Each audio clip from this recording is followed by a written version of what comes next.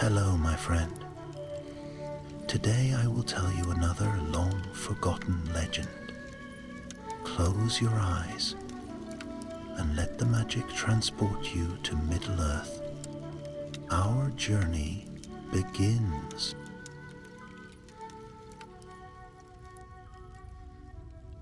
The tale begins in the gentle quiet of the West Farthing, where the air smelled of tilled earth and rising bread, and where most folk believed adventures were best left to dwarves, wizards, and other troublesome sorts. Yet among those peaceful hills lived young Tobold Fairbairn, called Toby for short, who had inherited from his mother a curiosity somewhat larger than was usual, or comfortable for a hobbit. One bright morning in early spring, Toby received a letter sealed with an unfamiliar mark, a single rune pressed into red wax. The sight of it made him blink, for he had only ever seen such seals upon messages carried by dwarves, and inside in Bilbo Baggins's tidy hand was a short request. "Toby, my lad, be so good as to take a bundle of supplies to my friends in Erebor. They've asked and I vouch for them. They promise no danger, only gratitude." That last line, oddly enough, made Toby uneasy. Promises of no danger rarely came from folk who meant it. Still, Bilbo had always been kind to him, and Toby felt a warm tug of loyalty. So after a night spent debating with himself and losing, he packed a few clothes, a round of cheese, and enough courage to fill his pockets. The journey east proved gentler than stories claimed. Toby followed well-known paths to Bree, then traveled with a small merchant caravan under the watchful eyes of rugged men from Dale. They spoke little, but they kept the roads safe, and they helped him cross the river running where the water glimmered like beaten silver. By the time the lonely mountain rose before him, dark against the dusk, Toby found his legs trembling, not from fear, but from awe. Erebor's great gates stood open, golden light spilling from within. Dwarves strode in and out, their boots ringing upon stone, their laughter echoing warmly. Toby paused, straightened his waistcoat, and marched inside, determined not to look lost, even if he was. There, in the broad entrance hall, he was greeted by none other than Gimli, son of Glóin, whose beard shone like red copper in the firelight. Gimli welcomed him as though they were old friends, clasping his shoulder with a hearty thump that nearly knocked Toby off his feet. "Bilbo spoke true," Gimli said with a grin. "A steady hobbit indeed, and small enough for the task at hand." "To task?" Toby stammered. "I thought I was only delivering supplies." "And so you have," Gimli replied. "But fortune has brought you at a needed hour. Come, we have something to show you." Before Toby could protest, Gimli led him through wide corridors carved with images of mountains, battles, and kings of old. The deeper they went, the cooler the air grew until they stood before a newly hewn passageway shored with fresh timbers. A faint glimmer shone beyond, pale as starlight. "These," Gimli said, voice hushed with pride, "are the Shimmering caves, uncovered but a year past. Their beauty rivals even the old tales of Aglarond." Toby peered inside. At first he saw only shadows. Then the walls brightened with hidden sparkles, crystals that caught the torch's flames and scattered them into dancing colors. The sight stole his breath, but Gimli's expression soon hardened. "There is trouble. The lower chambers are shifting. Supports crack, stones tremble. We fear losing parts of the caves before we have even mapped them." Toby swallowed. This was no simple delivery after all. "We need someone small, nimble, and sharp-eyed," Gimli continued. "Someone who can slip through narrow clefts The rest of us cannot. And Bilbo once told my father that hobbits have a gift for finding safe paths where others see only dark corners. Toby felt his heart thump uncomfortably. I've no experience with, dangerous delving. Gimli chuckled. Nonsense, you will not be alone. A company of sturdy dwarves will guide you. Your task is but to scout ahead, nothing more. His smile softened. And I would not ask if it were not needed. Toby hesitated, staring again at the shimmering light within the stone. The caves were beautiful, strangely inviting. And though every sensible thought urged him to decline, his curiosity tugged harder.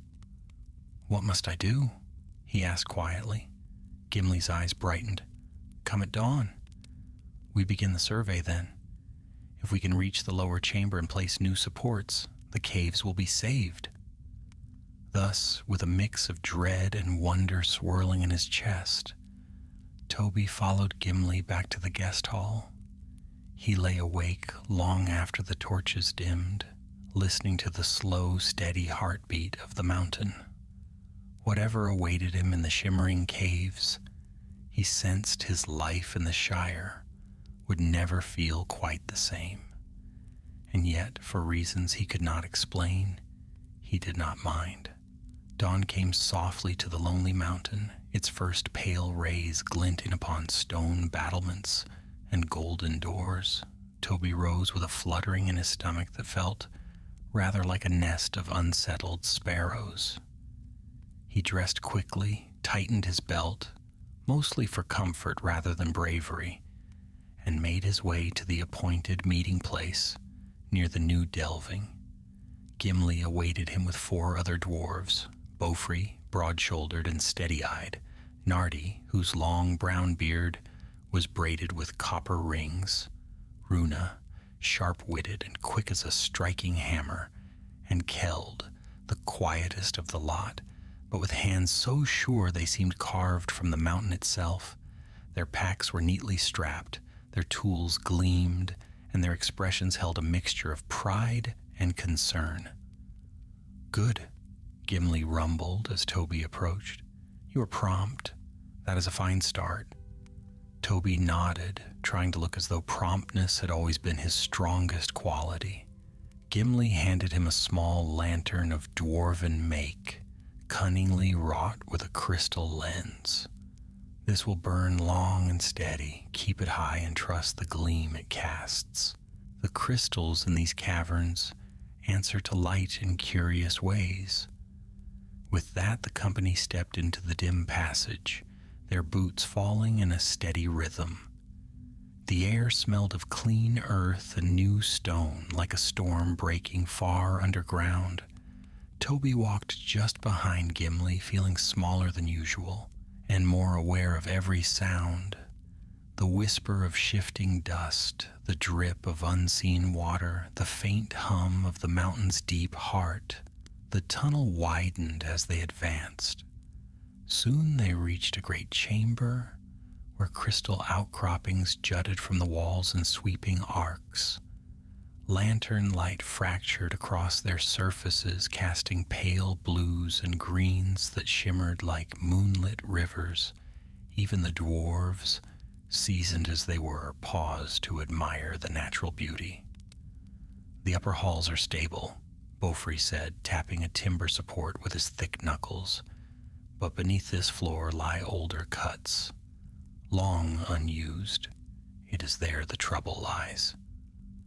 And we begin by descending through that cleft, Runa added, pointing toward a narrow opening framed with raw stone. The gap slanted downward, like the mouth of an ancient beast. Toby swallowed.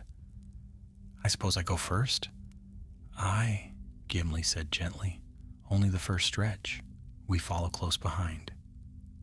The cleft was barely wide enough for Toby's shoulders. Cool stone brushed his elbows as he eased himself through. The descent angled sharply, but his lantern revealed footholds, ledges worn smooth by old tools and the slow breath of years. Behind him the dwarves muttered encouragement, their deep voices grounding him against the weight of silence. Not far in, the passage opened into a lower gallery. The ceiling arched high overhead, its walls covered in clusters of thin, glassy crystals that chimed softly whenever a draft brushed them. Toby stepped carefully onto the floor, which sloped toward a darkened corner. "This way seems clear," he called. The dwarves joined him one by one, their boots stirring small echoes. Keld knelt to inspect the ground. "Fresh cracks," he murmured. "The stone here is restless." "Then we work quickly," Gimli replied. "The supports must go in before the next shift." They moved deeper into the gallery toward an ancient stair that spiraled downward. Halfway along their path, Toby halted suddenly. A faint scuffing reached his ears, a scraping, low and irregular, like stone dragged across stone. He lifted his lantern. "Did you hear that?" Runa frowned. "Wind, perhaps?" "No wind runs this deep," Bofri muttered. The sound grew, a slow scraping, then a hollow thud. Toby took an involuntary step back. A dark form shifted at the edge of the lantern's reach, momentarily blotting out the glimmer of crystals. Gimli raised a hand, bidding silence. The company waited, breaths held, but the shape darted away with surprising swiftness, vanishing behind a pillar of jagged quartz. Nardi cursed under his breath. "Something moves here." Gimli nodded grimly. "A creature awakened by our digging, perhaps, but it keeps its distance. For now, let us finish what we came to do." Toby wished his heart would slow its pounding. He had no wish to meet any creature of the deep, awakened or otherwise. Yet he followed as the dwarves continued onward. At the stair's base they reached the troubled chamber, a wide hollow where fractured columns leaned at uneasy angles. Several supports had splintered. Chunks of stone lay scattered like fallen fruit. Bofri rubbed his beard. "If we do not replace the central brace, this whole place may collapse." And soon, Keld added, the cracks widen. Runa began unpacking timbers and iron fittings. "Let us set to work."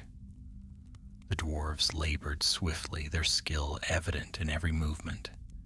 Toby held his lantern high, illuminating their efforts. Bit by bit, new supports took shape, solid beams anchored deep into the stone. Yet as they worked, the scraping noise returned, louder now and closer. Toby spun, lantern trembling in his hand. Something moved just beyond the reach of light, a hunched silhouette clinging to the wall, like a shadow come to life. "Keld!" Toby cried. But before the quiet dwarf could turn, the creature lunged forward with a rasping hiss, not toward the company, but toward the dwarves' open supply pack. With startling speed, it snatched a gleaming metal object, then scrambled back into the darkness. The lantern light flashed off the item as it fled. It was a ringed brace of forged steel, one of the key pieces needed to secure the central support. Runa swore sharply. "That was essential." Bofri's face darkened. "If we cannot install that brace, the main support will fail." Gimli growled, gripping the haft of his axe. "We follow it. Whatever has stolen our work must be found." Toby felt the weight of every heartbeat in his chest. He wanted badly to refuse, to head back up the stair and away from that shadowed thing. Yet he also saw the determination on the dwarves' faces and the fear of losing these beautiful halls forever. "If you need someone to slip ahead," he heard himself say, "I'll go." Gimli clapped his shoulder, approval shining in his eyes. "A brave offer, Master Fairbairn, and we will not let you face it alone." Together, lanterns raised and tools readied. The company turned toward the passage where the creature had fled. The shimmering light of the cavern danced along the walls, trembling with each distant rumble of shifting stone. Toby drew a steadying breath. The chase into the deep had begun. The narrow passage into which the creature had vanished sloped downward at a sharper angle than before, its walls rough and unfinished, as though no dwarf hand had ever shaped them. Toby moved at the front with his lantern raised, for he alone could squeeze through the tightest bends. Behind him came Runa and Nardi, followed by Beaufry and Keld carrying tools and ropes, and lastly Gimli, whose steady tread reassured them all. The air grew cooler as they descended. Their breaths misted faintly, and thin strands of pale fungus clung to the walls in curling spirals, glowing with a sickly light that dimmed the deeper they went. Toby glanced at them with unease. He felt as though something was watching from beyond the lantern's reach. "We must keep to the right-hand wall," Runa whispered. "These lower cuts twist upon themselves. A wrong turn may lead to flooded shafts."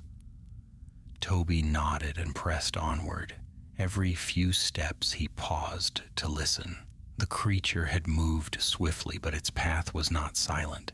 Here and there he found scrapes on the stone where claws or oddly shaped limbs had slid across the floor. It was as if the thing could flatten itself to pass through cracks a rat might hesitate to enter. "What do you suppose it is?" Toby murmured. "A stone shade, perhaps," Nardi answered in a low voice. "Old tales speak of them. Spirits of the deep earth that wake when great delvings disturb their rest. Not evil, not wicked, but mistrustful. And fond of shiny things," Beaufry added, "which explains why it snatched our brace." Toby wished they had chosen any other day to uncover a creature fond of shiny things. After several twisting turns, the passage widened into a chamber unlike any they had yet seen. The ceiling vanished into darkness so high that even the dwarves' bright lanterns failed to find it. Crystal formations here were thicker, heavier, and duller, like clusters of bone rather than jewels. A narrow stream ran along the floor, its water cold and swift, singing softly as it brushed past fallen stones. Toby crouched to study the ground. "It passed this way," he said. "Look, prints." The tracks were unmistakable, long, three-pointed impressions, set irregularly but deep. Runa knelt beside him, tracing the edges with her gloved hand. "It carries weight," she murmured, "far more than its size suggested." "It fled because it feared us," Keld observed. "Not because we threatened it, but because it did not understand." Gimli stepped forward. "We must recover what it stole. Speak gently if it appears. No swinging of axes unless there is no other choice." They crossed the chamber, following the stream until it slipped beneath a low stone arch. Toby ducked first, wading through the cold water. The dwarves followed with muffled curses as the chill seeped through their boots. Beyond the arch lay another corridor, this one smoother, polished by centuries of flowing water. The walls gleamed faintly, but the light moved strangely, warping in ripples that made Toby's eyes ache if he stared too long. Far ahead, faint scraping echoed again. "It is close," Toby whispered. They slowed their pace as the corridor emptied into a cavern so wide that the lanterns illuminated only a circle of rippling shadows. In the center rose a mound of stones, broken tools, fragments of old iron rings, and bits of crystal, a hoard gathered by hands that had known neither craft nor order. And there, perched atop it, crouched the creature. Toby froze. It resembled a hunched figure of stone and ash, its limbs long and jointed at odd angles, as though shaped by pressure rather than bone. Its head was rounded like a smoothed river rock, with no eyes that Toby could see, just a pale hollow, where a face might have been. Yet he felt its attention turn toward their light like a draft, turning toward an open door. Clutched in its claws was the dwarven brace. Runa inhaled sharply, but Gimli lifted a hand. "Hold." He stepped forward, lowering his axe so it pointed harmlessly toward the floor. His voice when he spoke was low and steady, carrying the echo of deep halls and old wisdom. "Stone friend," he said, addressing the creature in the formal dwarven manner reserved for spirits of the earth. "We seek only the metal ring you hold. It is not a treasure, but a tool, one needed to keep the mountain strong." The creature shifted, its body scraping softly. It tilted its featureless head, as though listening. Gimli continued, "We do not wish you harm. The halls above are new and bright, but they must be supported. Without that brace, the chambers may fall and crush all things beneath them, including this place you have claimed." A low rumble came from the creature's chest, almost like a question. Gimli nodded. Yes, collapse, destruction, darkness. Toby stepped closer. Recklessly, he realized, but something urged him forward. He held out his lantern, letting its crystal lens cast steady light upon the creature's hunched form. "It isn't safe for you here," he said gently. "Please, let us take what we need so we may set things right." The creature's stone-like fingers twitched. Slowly, it lowered the brace. It tapped the metal against the stone mound twice, producing a dull ringing, as if considering some meaning only it could understand. But before it could offer the brace, a sudden tremor ran through the cavern. The ground lurched. Crystals high above clattered like hail. The stream roared as its waters surged. "Back!" Beaufry shouted.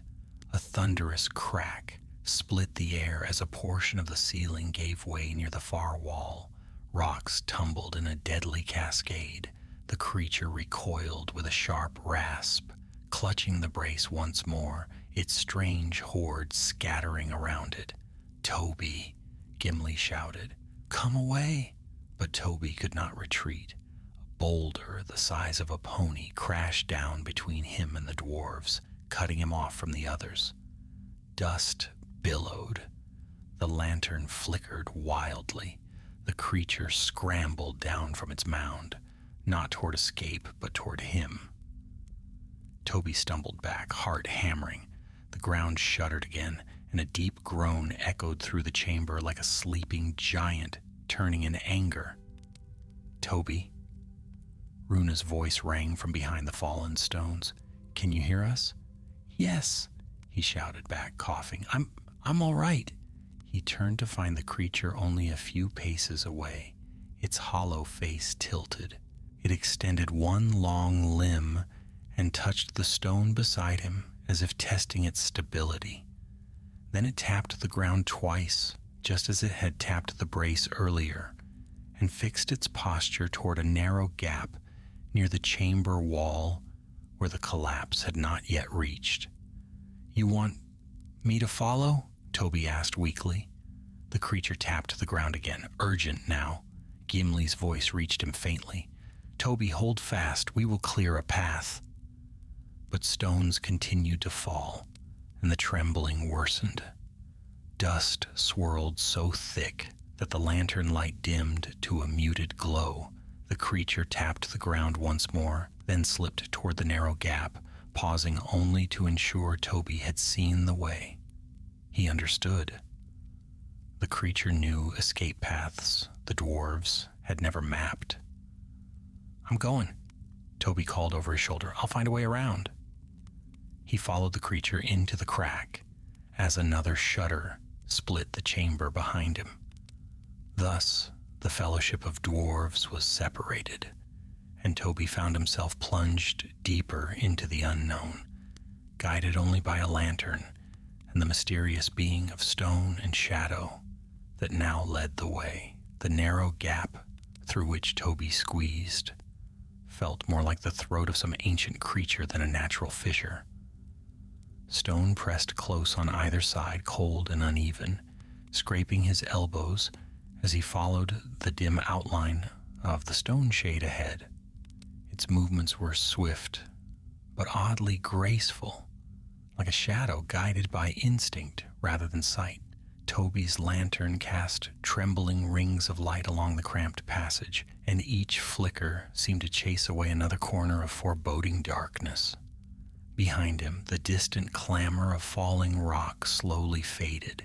He could still hear the dwarves faintly, voices muffled by rubble calling his name with urgent strength. But the mountain's deep groans swallowed their words little by little, until only the rumble of shifting stone remained.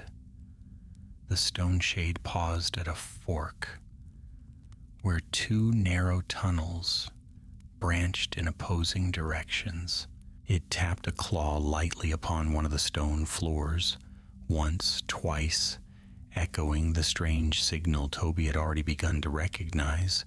Then it tilted its head, waiting. "You want me to take that path?" Toby asked softly. The creature tapped the chosen path again and moved into it without hesitation. For a moment, Toby wondered how such a being understood danger, direction, and choice. It had no eyes he could see, no expression to read, and yet its presence was strangely reassuring, like a quiet guide born from the very bones of the mountain. The tunnel widened after several dozen paces, and the air grew warmer, touched by a faint draft. Toby's breath no longer rose in pale clouds, and the oppressive weight of silence thinned enough for him to hear the steady drip of water somewhere ahead. He stepped more confidently now, keeping his lantern aloft so that its glow stretched far along the walls. At last, they emerged into a small chamber, shaped like a natural bowl. Water trickled from a crack in the ceiling, falling into a shallow pool that spread across the floor. The surface shimmered with faint reflections from crystals embedded deep within the walls, soft hues of blue and amber like fireflies caught in stone. Toby knelt beside the pool, cupping a bit of cool water into his hands and drinking gratefully. The stone shade remained beside him, its posture oddly patient. It still clutched the dwarven brace, the metal ring glinting dully against its stone-like fingers. "You know I must bring that back," Toby murmured, eyeing the precious piece. "Without it, the dwarves cannot mend the chamber." The creature's head turned slightly toward him. Then slowly, so very slowly, it lowered the brace onto the ground between them. Toby blinked.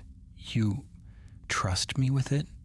The creature tapped the metal twice, then tapped the floor twice. An exchange? A message? Toby wasn't certain, but he understood enough. The stone shade would allow him to carry it, but it expected something in return, perhaps safety, perhaps simply the promise of peace. "I won't harm you," Toby said, placing a hand over his chest. "Nor will the dwarves if I have anything to say about it." The creature remained still, as if considering his words. Then it stepped back a pace, giving Toby room. He lifted the brace carefully and secured it to his belt. Its weight felt immense, not because of the metal, but because the entire future of the Shimmering Caves rested upon it. "Thank you," he whispered. A trembling shudder ran through the walls, once more, stronger than before. Dust drifted from the ceiling. The pool at Toby's feet rippled violently. The The stone shade stiffened, tapping the ground sharply.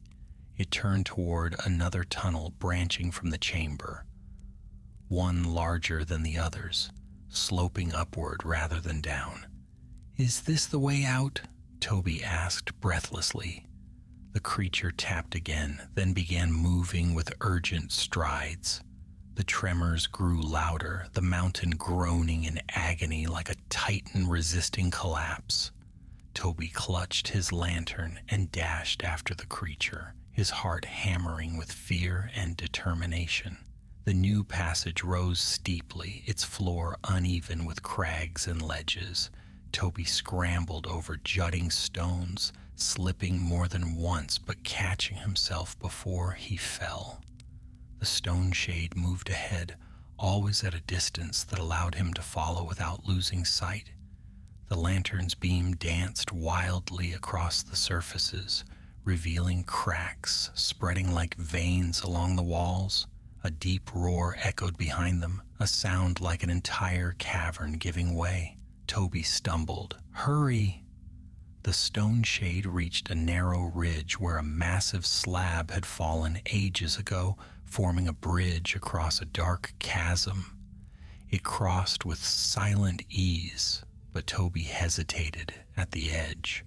The drop below vanished into perfect blackness, utter, endless, and cold. He swallowed hard. "Courage, Toby. Just a few steps." He tucked the lantern under his arm, stretched out his hands for balance, and edged onto the stone slab. Each step echoed in the chasm, the sound fading into immeasurable depth. Halfway across, another tremor shook the tunnel. The slab shifted beneath him. Toby flung himself forward, landing on his stomach at the end of the bridge. His lantern clattered beside him, but miraculously did not break. He gasped for breath as pebbles rained behind him, falling into the abyss with soft plinks that seemed to go on forever. The stone shade hovered close, tapping the ground anxiously until Toby staggered upright. "I'm all right," Toby whispered. "Lead on." The two pressed deeper into the rising tunnel. The air began to change, growing warmer, tinged with the faint scent of fresh stone dust and torch smoke. Toby's spirits lifted.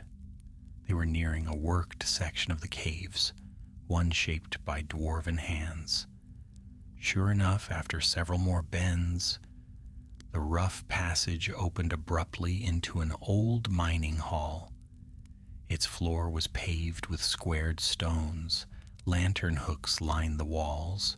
Abandoned carts rested against the far side, filled with long-forgotten rubble. Toby recognized the style at once. The dwarves had mentioned these early delvings, cut during the first years after Erebor's restoration. "We're close," Toby said excitedly.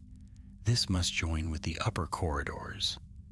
The stone shade remained at the threshold, not following him into the worked hall. It tapped the ground once, soft, almost wistful. "You're not coming?" Toby asked, puzzlement in his voice. The creature tapped again, then bowed its head, a gesture so unexpectedly gentle that Toby felt a pang of sympathy. This place was its home. The dwarves would rebuild, and perhaps they would study these halls anew. But the stone shade belonged to the wild, untouched deep. It could not follow him into the light of carved passages and iron-shod stairs. "Farewell," Toby whispered, "and thank you for saving my life." The creature tapped the ground twice, final, resolute, then slipped back into the darkness from which it had come. Within a few heartbeats, it vanished entirely. Toby stood alone in the silent hall, clutching the precious brace. He raised his lantern and began walking upward, ever upward, toward the faint echo of voices he prayed were the dwarves. The mountain still trembled faintly, but hope grew with each step. He would return the brace, he would rejoin the company, and together they would save the Shimmering Caves, if time had not already run thin. Thus began Toby's climb back toward his friends, carrying with him both a treasure restored and a tale no hobbit had ever imagined telling. Toby hurried along the worked passage, his lantern casting steady light as he followed the upward curve carved long ago by dwarven hands. The stone beneath his feet felt reassuring at last, smooth, level, and shaped by patient craft. Yet the tremors within the mountain had not ceased. Now and then a faint rumble echoed through the hall, sending ripples along his nerves. He clutched the metal brace tightly, praying he would reach the others before the last support gave way. After several turns, the passage opened into a crossroads chamber where 3 tunnels branched. Old runes were etched above each archway, their chiseled lines worn but readable. Toby squinted up at them, recalling the lessons Gimli had given him the night before over supper. Left, he murmured, remembering the symbol for the upper galleries. Then right toward the survey tunnels. He took a steadying breath and followed the leftmost arch. The tunnel felt older than the others, its walls stained with deep mineral streaks. Rusted tools lay forgotten in nooks where dwarves had once left them generations before Smaug's coming. Toby moved softly, almost reverently, as if afraid to disturb old memories. His pace quickened when he heard something faint, very faint, like voices carried along stone. He raised his lantern, heart lifting. "Gimli," he called. The echo swallowed his voice, but moments later a distant shout replied, muffled yet unmistakable. "Toby, is that you?" Relief nearly buckled his knees. "I'm here. I'm all right." He followed the sound, weaving through twisting corridors, until at last he reached a half-collapsed junction lit by dwarven lanterns. Several stones had fallen from the ceiling, forming a mound of rubble. But through a gap above the heap, he saw familiar faces peering down. "There he is," Runa shouted. Gimli's deep voice boomed with joy. "By my beard, Master Fairbairn, we feared you lost to the deep." Toby felt his cheeks warm. I nearly was, but I found another path, and..." He held up the metal brace. "I have this." A cheer rose from the dwarves. Beaufry and Nardi began clearing the rubble at once, levering aside stones until they could reach down. Toby scrambled up with their help, dusting himself off as he emerged into their lantern light. Gimli clapped him so hard on the back that he staggered forward. "You brought it back. You truly did." Toby gave a breathless nod. "The creature took it, some kind of stone shade, but it meant no harm. It helped me escape when the cavern began to collapse." The dwarves exchanged astonished looks. "A stone shade?" Keld murmured. "A being we thought only spoke of in legend?" Runa frowned thoughtfully. "If such a creature dwells so near the lower chambers, then we must tread carefully, for their kind guard what they claim." Gimli stroked his beard. "And yet one aided our hobbit friend. That alone is a tale for the ages." Toby shifted uncertainly. "It let me take the brace. It seemed to understand the danger, but we must hurry. The tremors grow worse." At once the dwarves took action. They moved with purpose back toward the unstable chamber, guiding Toby safely through the cleared route. Though the mountain groaned overhead, the dwarves' resolve did not waver. They carried their tools with renewed resolve, driven now by both gratitude and urgency.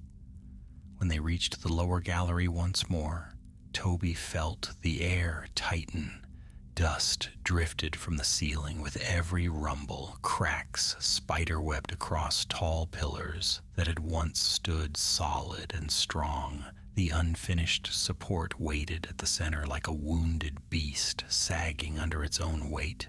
"We have minutes, perhaps," Beaufry warned. "Then make them count," Gimli replied. The dwarves sprang into motion. Runa and Nardi steadied the wooden beams. Beaufry positioned the braces, calling out adjustments. Keld hammered iron pins into the stone with rhythmic strikes that echoed through the failing hall. Toby held the lantern high, illuminating their work. He watched them with awe, how swiftly and surely they moved, each action perfectly aligned with the next.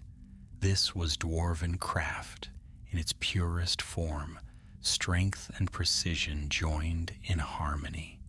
When at last the time came to place the final metal brace, Gimli beckoned Toby forward. "You brought it back," he said, "and you shall see it set." Toby swallowed hard but stepped forward. He handed the brace to Gimli, who fitted it into the waiting groove with careful hands. The piece slid into place with a solid clack that sounded like the mountain taking a breath.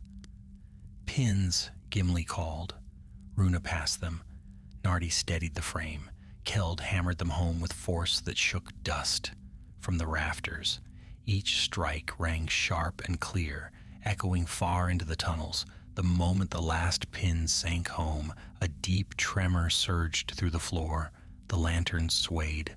Rocks tumbled from the far corners. But the central support, newly completed, held firm. The strain trembled across it but did not break it. Then, slowly, the rumbling eased. The mountain exhaled. Silence followed, heavy, settling, but no longer threatening. Beaufry leaned against his hammer, panting. "It holds," he said in wonder. "By Durin's beard, it holds." A cheer broke among the dwarves. Gimli threw back his head and laughed, deep and hearty. Even Runa smiled, which Toby had begun to suspect was a rare sight indeed. But relief did not come quickly to Toby. He stared up at the ceiling with wide eyes, half expecting more stones to fall. When nothing more happened, he let out a trembling sigh and finally sank to the ground. "You've done it," Gimli said proudly, helping him to his feet. "And without you, Master Fairbairn, we would have failed. This hall, and perhaps more, would have been lost." Toby reddened. I only did what I could." "What you could was more than enough," Runa said. "Your bravery shamed us all." The praise warmed him deeply, though he hardly felt brave. He had been terrified every step of the way, and yet he had gone on. Gimli slung an arm around his shoulders. "Come, we return to the great halls. There we shall tell the others what has passed and feast in your honor." Toby blinked. "A feast? Truly?" "Aye, and with more food than even a hobbit can manage." "That," Toby said with immense relief, "is something I dearly need." They began their journey upward together, lanterns bobbing as they left the trembling dark behind. Yet as they climbed, Toby paused once, glancing back toward the deep fissure from which he'd come. There was no sign of the stone shade, only darkness still and silent. "Farewell," he whispered again. Then he turned and followed the dwarves toward the warm glow of Erebor's upper halls. But though the crisis was past, Toby sensed that the tale was far from over. The shimmering caves had not yet fully revealed their mysteries, and neither had the shadowed creature that dwelled within them. The company climbed steadily through the winding passages, leaving behind the trembling depths and stepping into the warmer, broader tunnels of Erebor's restored halls. The air grew clearer with every turn. Lanterns hung from crafted hooks their flames steady and welcoming.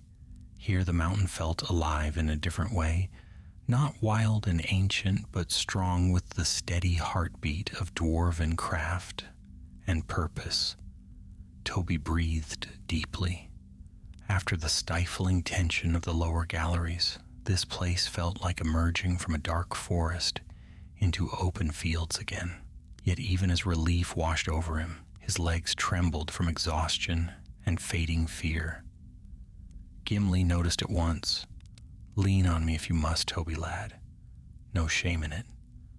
I'm only catching my breath," Toby answered, though he gladly steadied himself with a hand against Gimli's sturdy arm.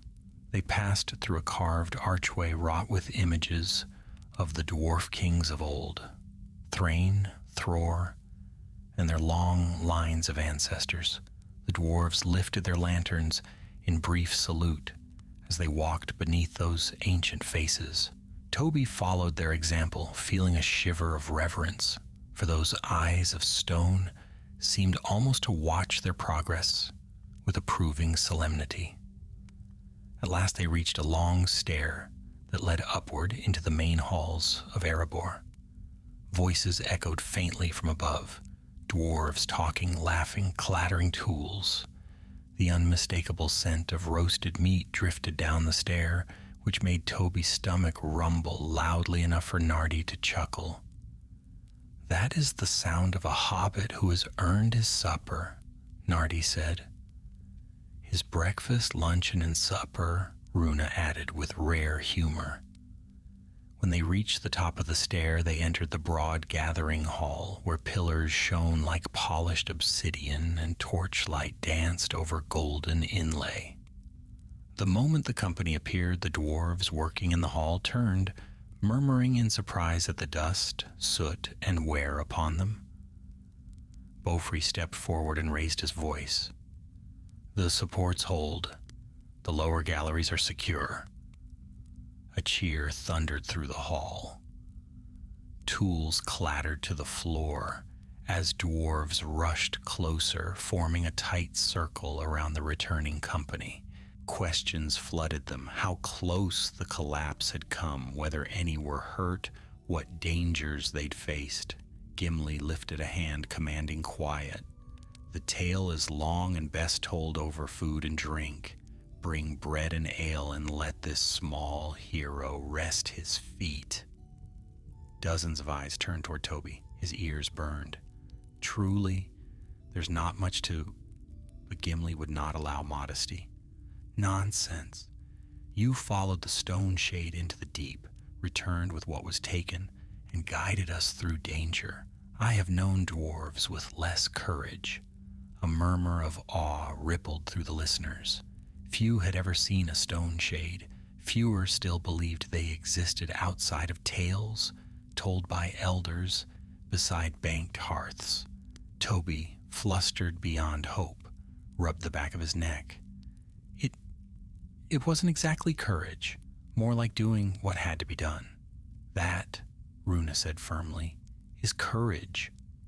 Before Toby could reply, the dwarves ushered the company toward the feast hall. Heavy wooden doors opened to reveal long tables laden with platters of roasted meats, root vegetables glazed in honey, golden brown loaves, spiced stews, and great foaming tankards.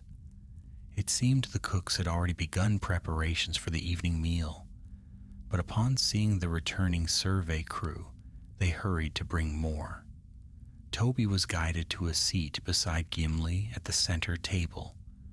A plate the size of a shield was set before him, heaped generously. He ate with a hobbit's appreciation, swiftly proving the dwarves' jokes about his appetite entirely accurate. Between bites, he recounted the tale as best he could. The creature's strange hoard, its tapping signals, the narrow escape through hidden tunnels. When he described the stone shade returning the brace, a hush fell across the table. Keld folded his arms. For such a being to offer aid, that is rare indeed. It must have felt the tremors Beaufry said. Even the deep creatures fear collapse.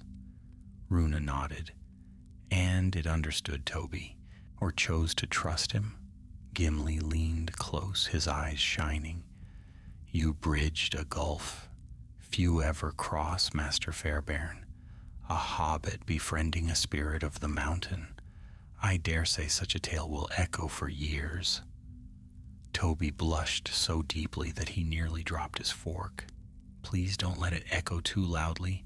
Folk back home don't often believe stories of adventures, and I'd rather not be called a wandering madman. The dwarves laughed so heartily that several mugs toppled onto the table. After the feast, when plates lay empty and bellies full, the dwarves gathered around a great hearth, where carvings of running stags and mountain peaks framed the fire. Toby sat with them wrapped in a warm blanket someone had thrust upon him. The lower chambers may yet shift in the coming days, Beaufry said thoughtfully.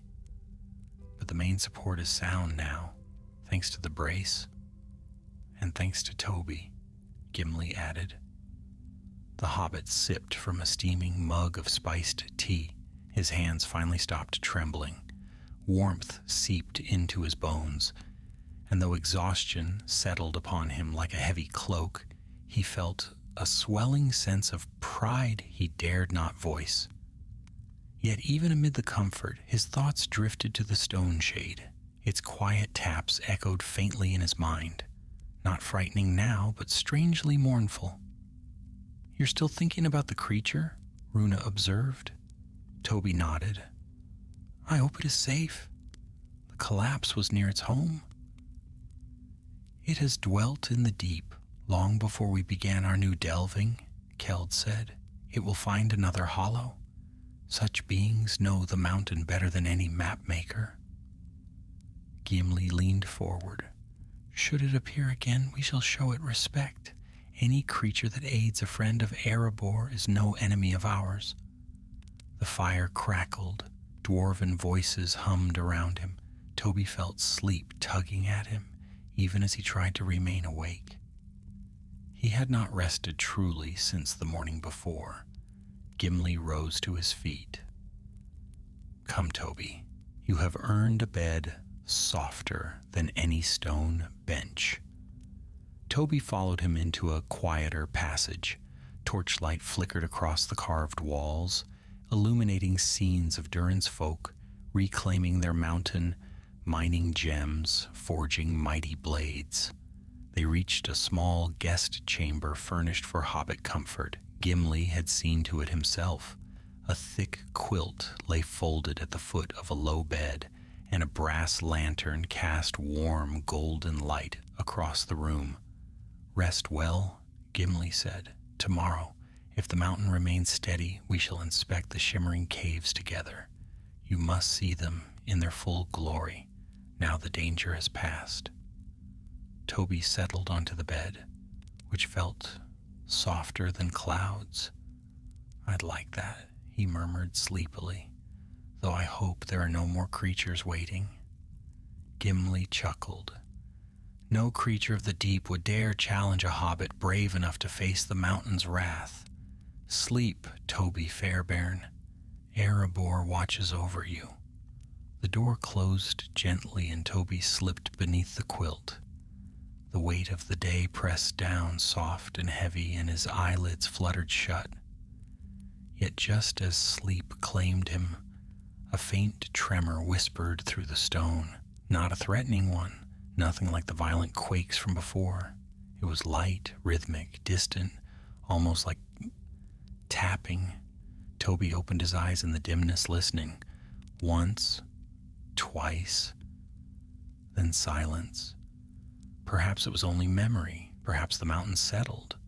Perhaps the stone shade, far below, simply passed along another hidden path. Whatever the cause, Toby drifted into slumber with a quiet certainty. His journey was not yet complete. The shimmering caves held secrets still, and the dawn would reveal the next step in an adventure he never meant to have, Toby woke to the golden hush of morning within Erebor. Soft beams of lantern light filtered beneath his door, and faint dwarven voices echoed somewhere far down the hall. For a brief, drowsy moment, he wondered if the entire adventure had been no more than a troublesome dream. But the ache in his limbs and the lingering memory of stone tapping like a heartbeat quickly reminded him otherwise. He dressed, smoothed his curls as best he could, and stepped into the corridor. Gimli awaited him with a plate in hand, warm honey cakes, sliced apples, and a mug of steaming tea. "A sturdy breakfast for a sturdy hobbit," Gimli said. "We've work yet before the day grows old." Toby accepted the food gratefully. "Is the mountain steady?" "So far," Gimli replied. "The deep chambers have quieted, and today we begin a careful survey to ensure the Shimmering caves are safe to reopen." They walked together through the high halls of Erebor, the sound of forges and hammers rising like distant thunder. Dwarves strode to and fro with purpose, carrying tools, adjusting lanterns, and speaking in low, focused tones. The events of the previous day had spread swiftly, and more than once Toby felt eyes turning toward him, warm with respect and curiosity. He tried to shrink behind Gimli, but the dwarf only chuckled. "You must grow used to it. Deeds worthy of song cannot remain silent." "I'd rather they remain very silent," Toby muttered. Gimli clapped his shoulder. "Too late for that." They met Runa, Nardi, Bofri, and Keld near the mouth of the newly shored tunnel. The dwarves were already laden with ropes, chisels, ledgers, and picks. Every one of them looked well rested and strangely eager. "The central support remains firm," Bofri said, his voice rumbling with satisfaction. Not a crack widened in the night. "But the lower passages are still unknown," Runa added. "We must chart them properly, especially the fissures Toby found." Toby hesitated. "Do we need to go back down there?" "Only to the safer levels," Gimli assured him. "We shall not venture near the collapsed cavern, but your memory of the hidden path may help us avoid dangerous areas." With that assurance, Toby steadied his courage. The company entered the upper gallery, lanterns casting shimmering reflections from the crystal-lined walls. The beauty of the place struck Toby anew, great arcs of translucent stone catching the light like frozen rainbows.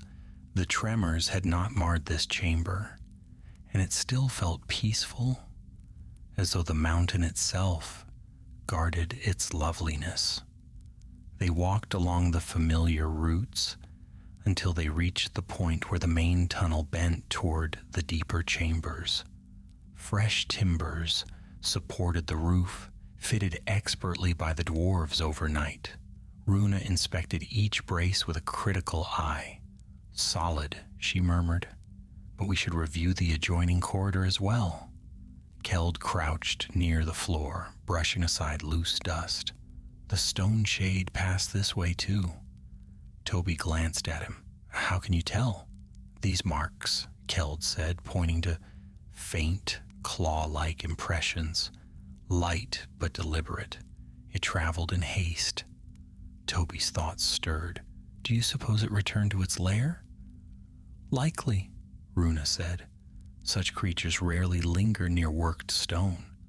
They moved deeper, careful with every step. The tremors had eased, but faint changes, new fractures, fallen crystals, showed the lingering threat. Toby followed at the center of the group, lantern raised as the dwarves sketched runes on parchment marking weak points and stable ridges. After nearly an hour, they reached the staircase leading toward the once endangered chamber. Though the support now held firm, fallen rubble still blocked the lower landing. Nardi tapped the barricade experimentally.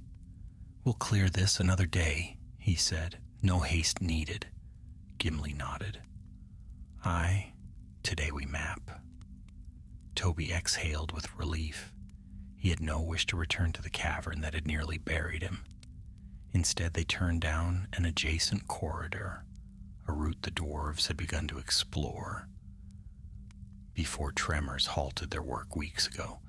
The passage narrowed, then widened into a circular hall unlike any they had yet seen. Crystal spires rose from floor and ceiling, meeting in sharp points like teeth of a colossal jaw. Light passed through them in soft colors, casting the chamber in hues of dawn and dusk blended together. The dwarves halted, awestruck. "By Durin's axe," Beaufrey whispered. "This is new." Toby stepped closer to a tall crystal column, peering at faint shapes within, thin lines, feather-like patterns, delicate and strange. "It's beautiful." Gimli approached a cluster that shone with pale gold. "These crystals have grown for ages. This chamber must lie close to the heart of the mountain's old waterways." Runa inspected the floor. "No tremors have touched this place. It is untouched." But before anyone could marvel further, Keld raised a warning hand. "Hush!" The chamber fell silent. A faint sound drifted from a side passage, soft, rhythmic, distant. Tap, tap, tap. Toby stiffened. "That's a stone shade," Keld finished. "Or the same one." Gimli stepped forward. "It may be guarding another horde." "Or warning us away," Runa said. Nardi gripped his hammer, uncertain. "We cannot risk frightening it.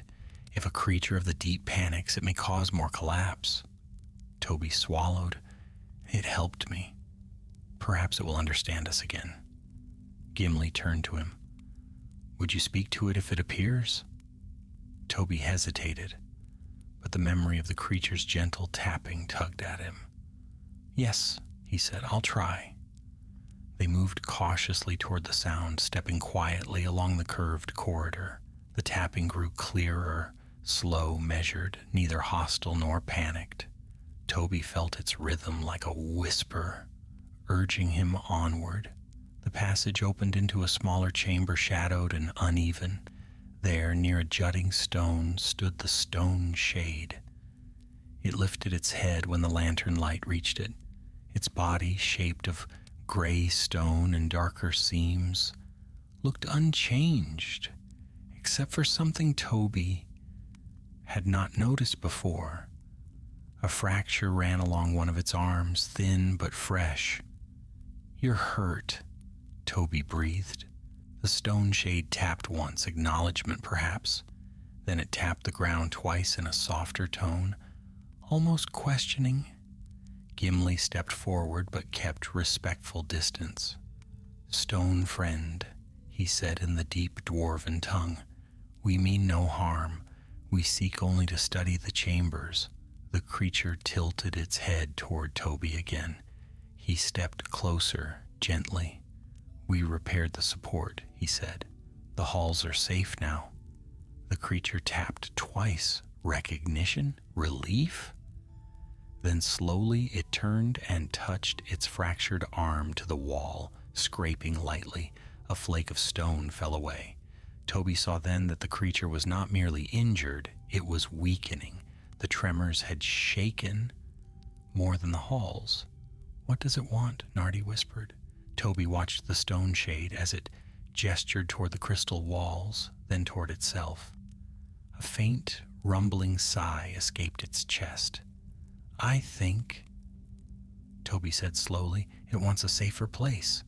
The collapse damaged its home." Runa frowned. "Then where would it go?" Gimli's eyes shone with sudden understanding. "To the untouched chambers, the ones no dwarf will claim." Toby nodded. "Yes, it brought us here. Maybe it meant for us to find this place." The stone shade tapped softly, once, twice, 3 times, in a pattern that felt like gratitude. Gimli lowered his axe. "Then let it remain. Let this chamber be its refuge. None shall disturb it here." The dwarves bowed their heads solemnly. The creature stepped backward, fading slowly into the shadows beyond the crystals until its form melted with the stone and it vanished. Silence filled the chamber for a long breath. Then Gimli placed a hand on Toby's shoulder. "Master Fairbairn," he said softly, "your courage and kindness have given peace to a creature of the deep. Few in Middle-earth can claim such a deed." Toby lowered his lantern, his heart swelling with quiet emotion. "It only needed help, and you gave it?" The dwarves stood together in the shimmering hall, surrounded by hues of dawn and dusk, caught forever in stone, witnesses to a rare bond formed in the mountain's hidden heart. And though the danger had passed, Toby sensed this was not merely the end of an adventure. Something deeper stirred in the shimmering caves, waiting to be discovered. For a long while, none in the company spoke. The light of the crystal chamber washed softly around them. Cool blues, warm ambers, faint traces of violet dancing, like distant stars, trapped beneath the mountain's skin. Toby felt as though he stood in the quiet heart of some forgotten realm, older even than dwarven memory.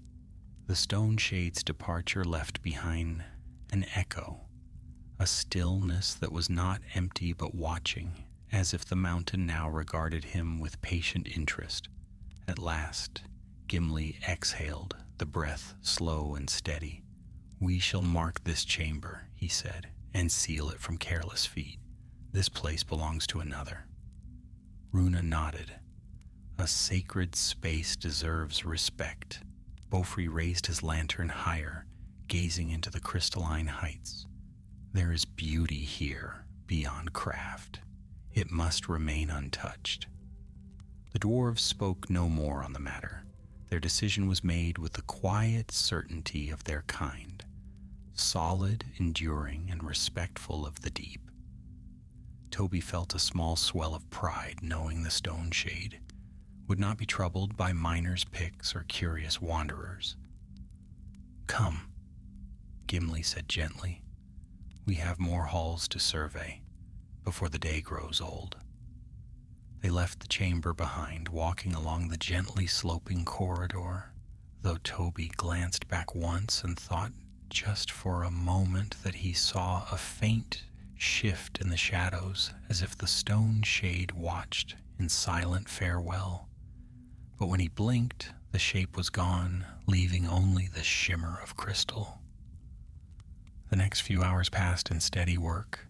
Toby followed the dwarves through gallery after gallery, each one different from the last, some lined with long curtains of crystal that looked like hanging ice, others filled with natural columns where water had carved grooves like the ribs of ancient beasts.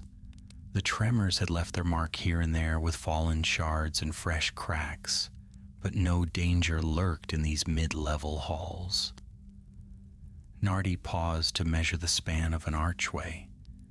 "If we place supports here and here," he said, gesturing with a thick finger, "the corridor will remain secure for centuries. Perhaps longer," Keld added. "The stone is strong." Runa crouched to examine a slanted fracture in the floor. "This line concerns me, but it is shallow, likely only the surface groaning in answer to the shift below." Gimli nodded. "We shall reinforce it nonetheless." Toby carried notes, sketches, and measurements as they walked, careful not to smudge the charcoal lines. The dwarves trusted him with these small tasks, and he found himself strangely proud of each one. In the Shire, he had been merely Toby Fairbairn, a quiet hobbit with a fondness for good books and warm pies. But here, among dwarves, he had purpose. As they entered a long hall where crystals formed delicate arches like the ribs of a whale carved in glass, Toby heard Runa murmur, The shimmering caves are greater than we imagined. Bofri nodded. This is but the beginning. There may be wonders deeper still. Gimli smiled beneath his beard. And we shall find them. But today, let us mark the safe paths and the dangerous ones. No dwarf shall be lost in these halls. Toby felt a faint shiver, not of fear but of anticipation. There was something almost magical in watching dwarves work, their minds sharp, their hands steady, their hearts full of reverence for stone. It reminded him of gardeners in the Shire who knew each tree and root by touch. Yet here the earth itself was their garden. They stopped near a low archway where old stone met new quartz. Toby crouched to tie a bright cord across the entrance, marking it as unsafe due to a hidden drop beyond. Keld checked his knot and gave an approving grunt. "You'll learn quickly," he said.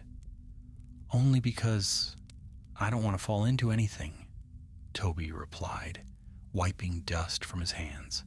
Gimli laughed. "A hobbit with good sense. A rare treasure, that." By midday, the party reached the uppermost reaches of the shimmering caves. Here the air grew warmer and the crystals thinner, giving way to polished stone left from earlier delvings.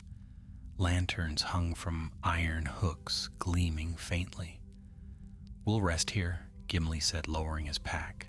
Toby sank gratefully onto a wide stone ledge, stretching his legs. The dwarves passed around waterskins and dried fruits, sharing quietly as they reviewed their notes. But as Toby sipped his water, a faint sound drifted through the corridor, too soft for dwarven ears, but clear enough for his own. Tap, tap, tap. It was not the stone shade's call. This tapping was lighter, irregular, almost hesitant. Toby stiffened. "Do you hear that?" The dwarves paused. Nardi tilted his head. "I hear nothing." "Listen there," Toby whispered. "Tap to tap." Gimli frowned. "That is not the call of stone or shifting earth." The sound came again, slightly louder now, and from somewhere behind a narrow split in the corridor wall. Runa strode toward it at once. "A hollow space," she murmured, "but this is too high in the galleries for a cave creature." "Let's see," Gimli said, lifting his lantern. The group approached the crack. Toby felt a flutter in his stomach, a mix of fear and nervous curiosity. He peered through the gap. Something glimmered faintly in the dark. Not a creature, not a crystal. Metal.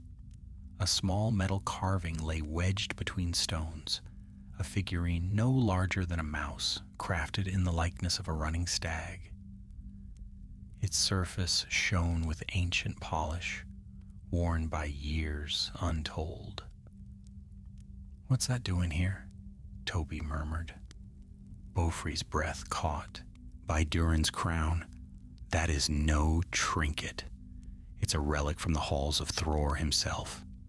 Keld reached carefully into the crevice, extracting the tiny carving. "This was thought lost when Smaug took the mountain." Runa examined the crack. "And if this is here, then behind this wall lies one of the lost chambers." Gimli's eyes flared with excitement. "A forgotten treasury, perhaps, or a chieftain's hall?" "But why reveal itself now?" Toby asked softly. The dwarves turned to him. "What do you mean?" Bofri asked. He hesitated, then spoke the thought that had stirred within him. "When the stone shade guided me through the deep tunnels, it led me near places untouched by dwarves. Perhaps the tremors uncovered passages that have been hidden for generations." Runa's eyes widened. A shift in the mountain could indeed reveal an old wall. Gimli looked at the narrow opening with growing wonder. If a chamber lies beyond, it must be mapped and carefully excavated. Toby swallowed. "And safely, I hope." Gimli slung his pack over his shoulder again. safely, always. But this discovery, this changes everything. The dwarves moved with swift purpose, marking the wall, measuring its width, testing the stone with careful taps. The faint sound of hollow resonance answered them. "There is a room," Nardi confirmed. "A large one?" added Keld. Gimli turned to Toby with a gleam in his eye. "Master Fairbairn, it seems your adventure is not yet finished. The mountain has more secrets to share, and you have helped reveal them." Toby stared at the crack, feeling the weight of wonder settling over him. In the quiet shimmer of the crystal-lit hall, the mountain seemed to breathe softly, alive, ancient, and waiting, and Toby Fairbairn realized that the shimmering caves held far more than beauty and danger. They held history, hidden history, calling to be found. The dwarves worked with swift, purposeful energy, speaking in low voices as they measured the hollow behind the cracked wall.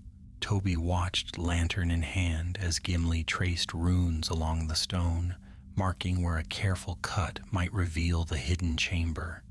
The air thrummed with excitement, a quiet thunder that moved from dwarf to dwarf like shared fire.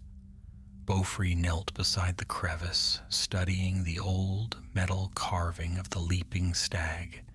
"This piece belonged to Thror's personal collection," he murmured. "I saw it once in the archives, an engraving of it at least. None knew where it had gone." "Many of the king's relics vanished when the dragon came," Keld said gravely. "Some believed they were stolen, others that they were buried beneath collapsed halls." Runa touched the wall thoughtfully. "If one artifact lies here, what else may rest beyond?" Gimli nodded. "Only one way to know." He turned to Toby. "We will widen this crack, slowly, gently. You should step back a little, lad.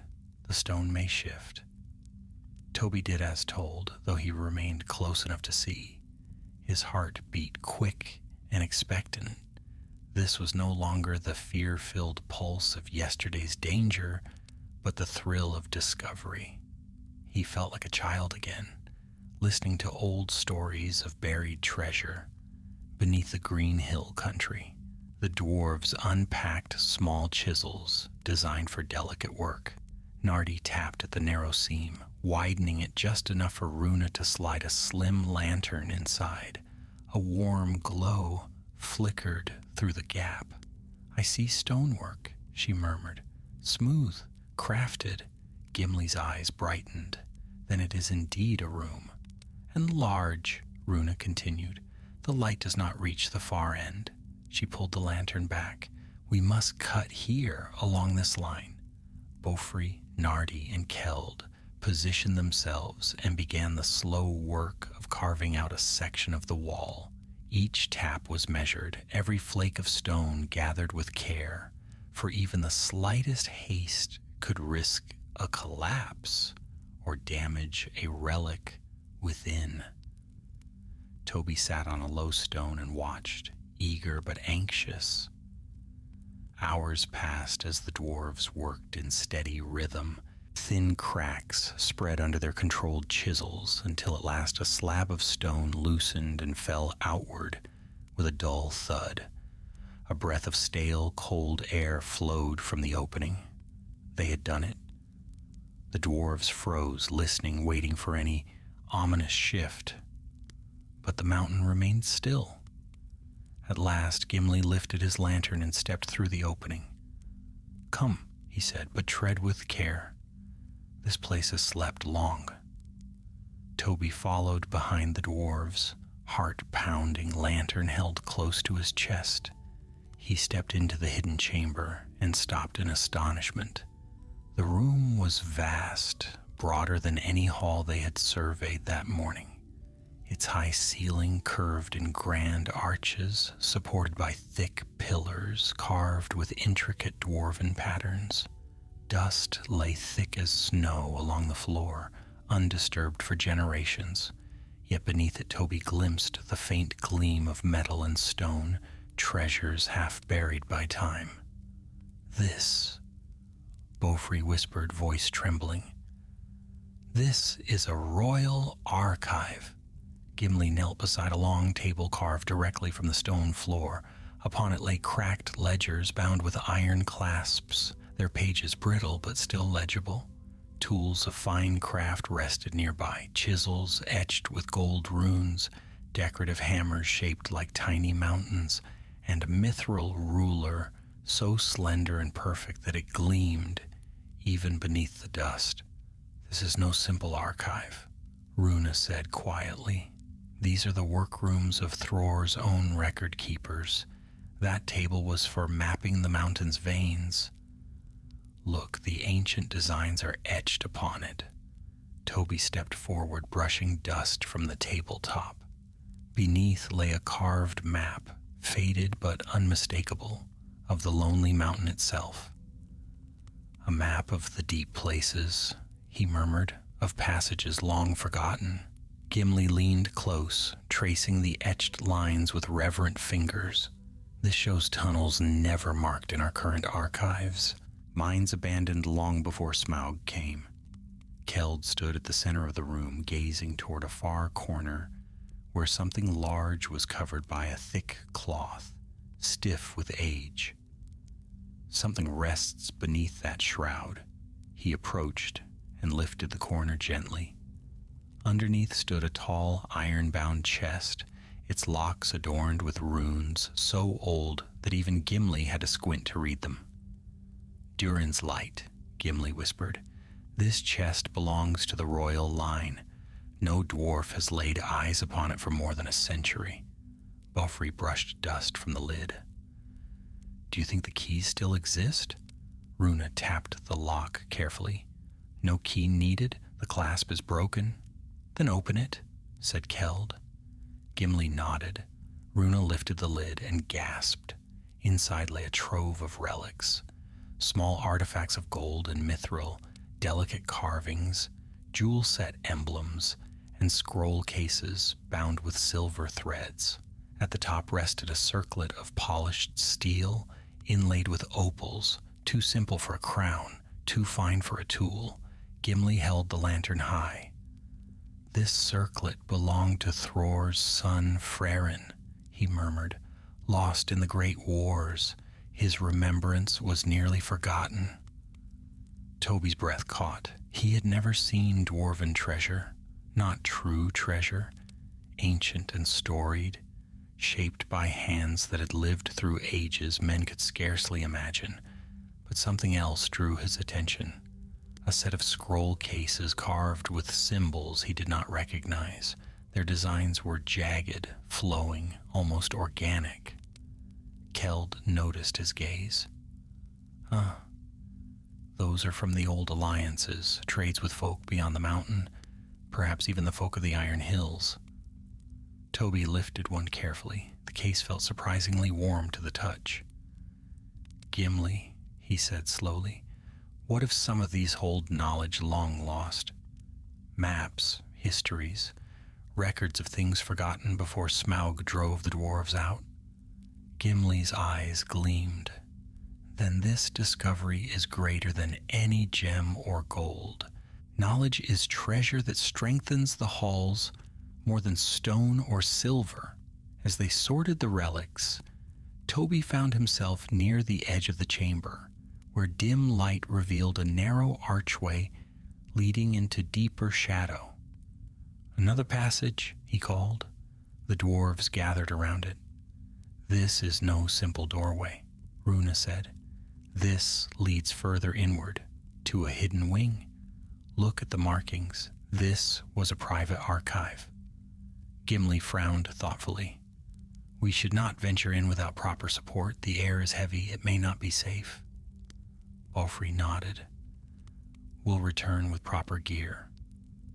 But Toby felt a strange pull, an echo of the tapping he had heard earlier, faint and distant, calling him toward the dark.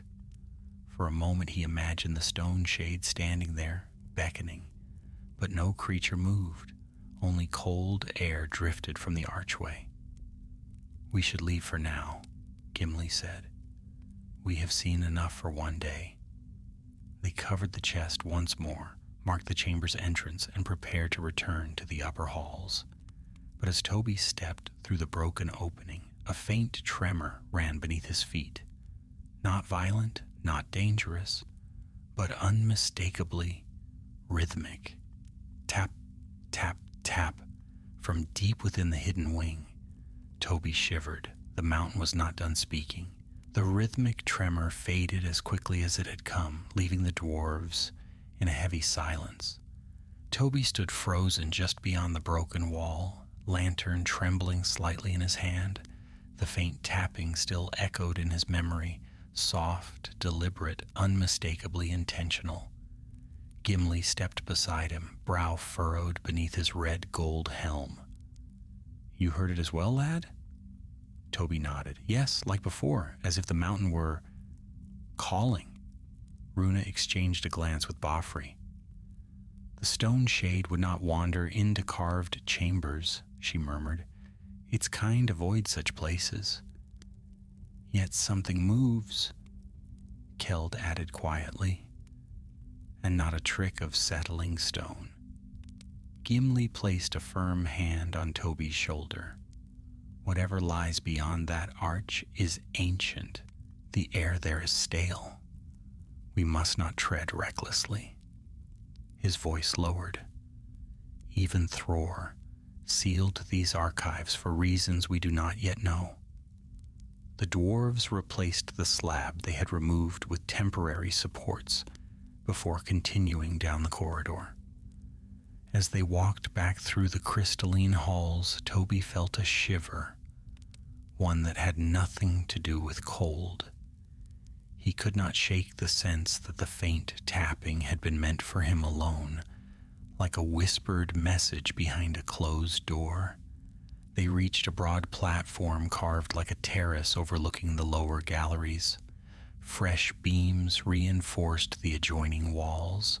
Lanterns glowed softly along the railings, revealing the vast sweep of the shimmering caves.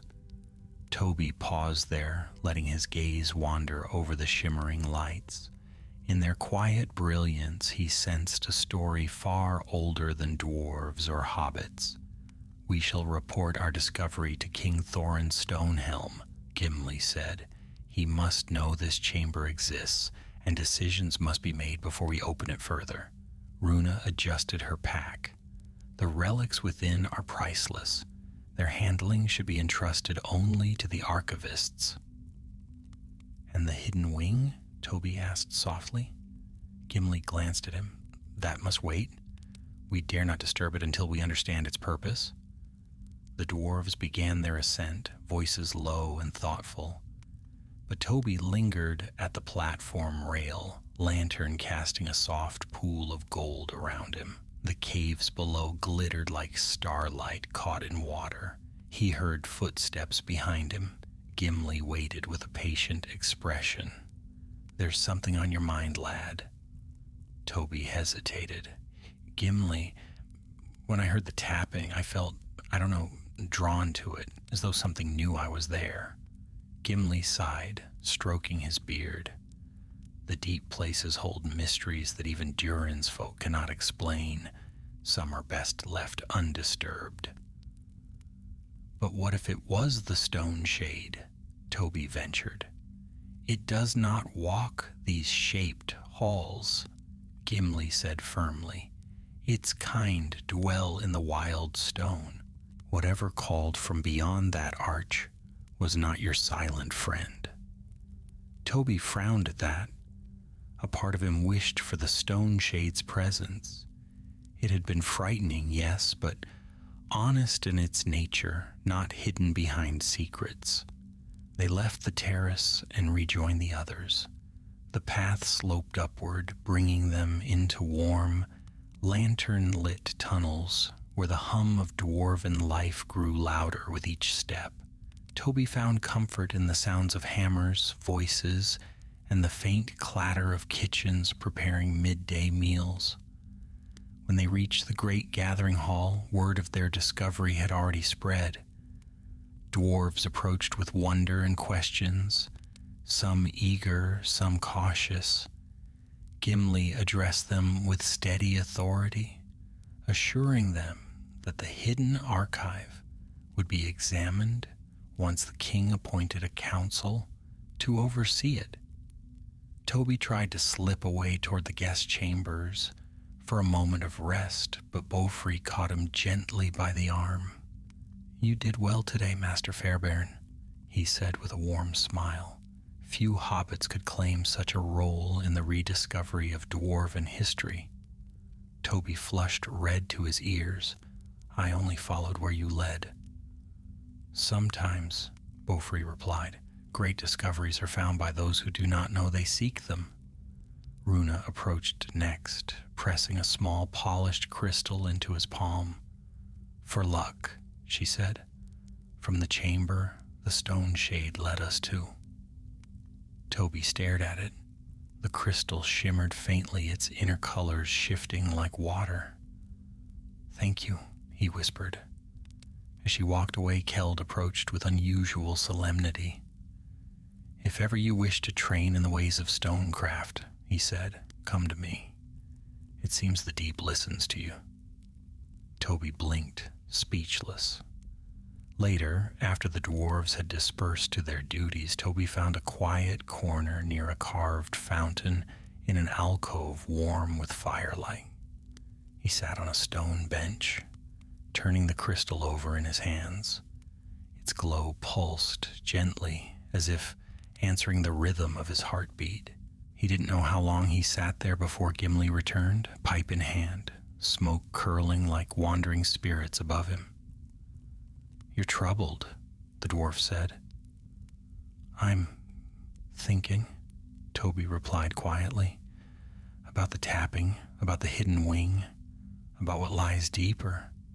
"Journeys begin simply enough," Gimli said, lowering himself beside him. "But the mountain is vast. It whispers many things, most of which are not meant for us." "But it was meant for me," Toby murmured. "I felt it." Gimli studied him for a long moment. "Aye," he said softly. "I suspected as much." Toby looked up, startled. "You did?" "The deep speaks seldom to dwarves," Gimli said, "and even less to hobbits, but those it chooses are bound to their own path. Yours may cross the mountain's will." Toby swallowed. "So you think something is calling me?" "I think," Gimli replied, "that your part in this tale is not finished." A quiet settled between them. The fountain's trickling water echoed softly. Toby felt both fear and anticipation flutter in his chest.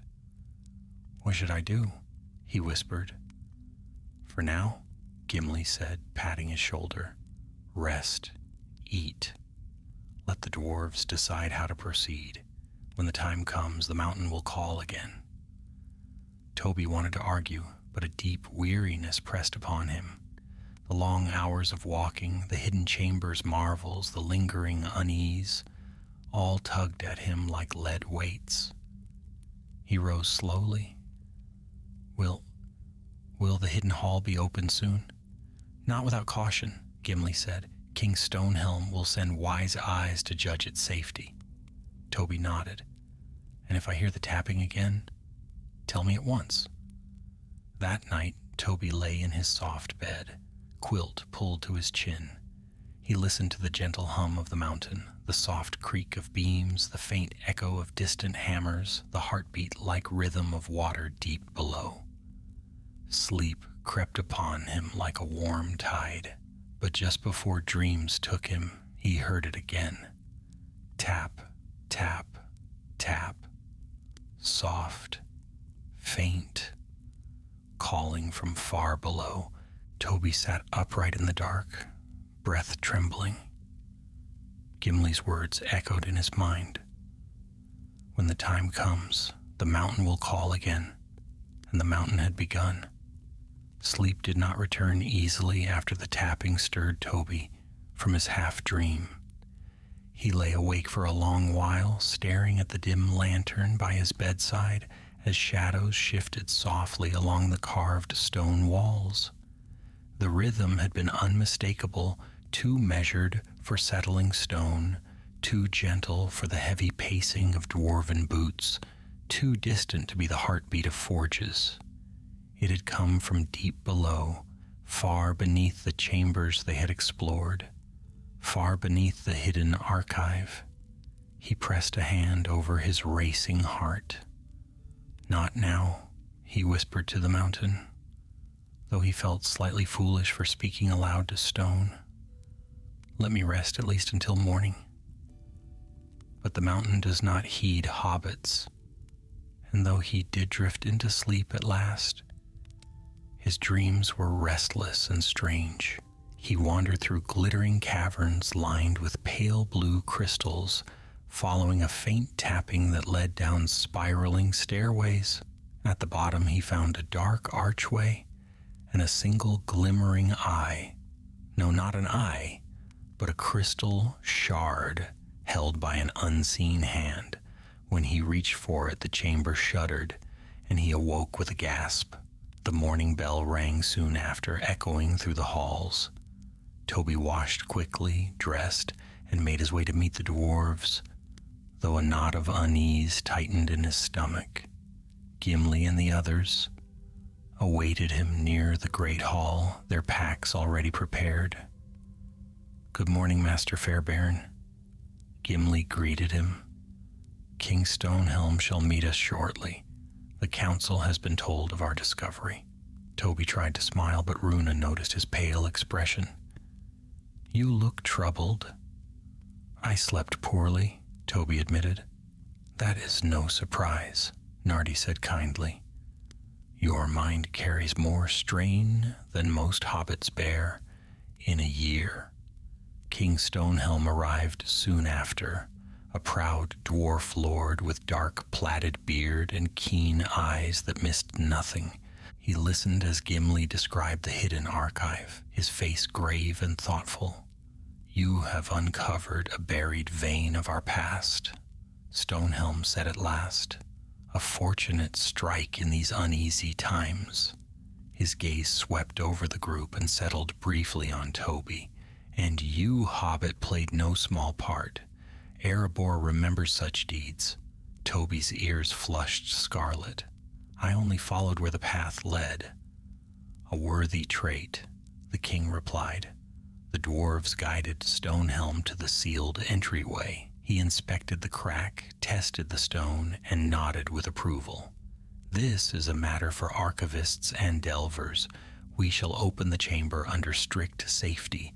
None shall disturb the inner wing until its purpose is known." The dwarves bowed in agreement.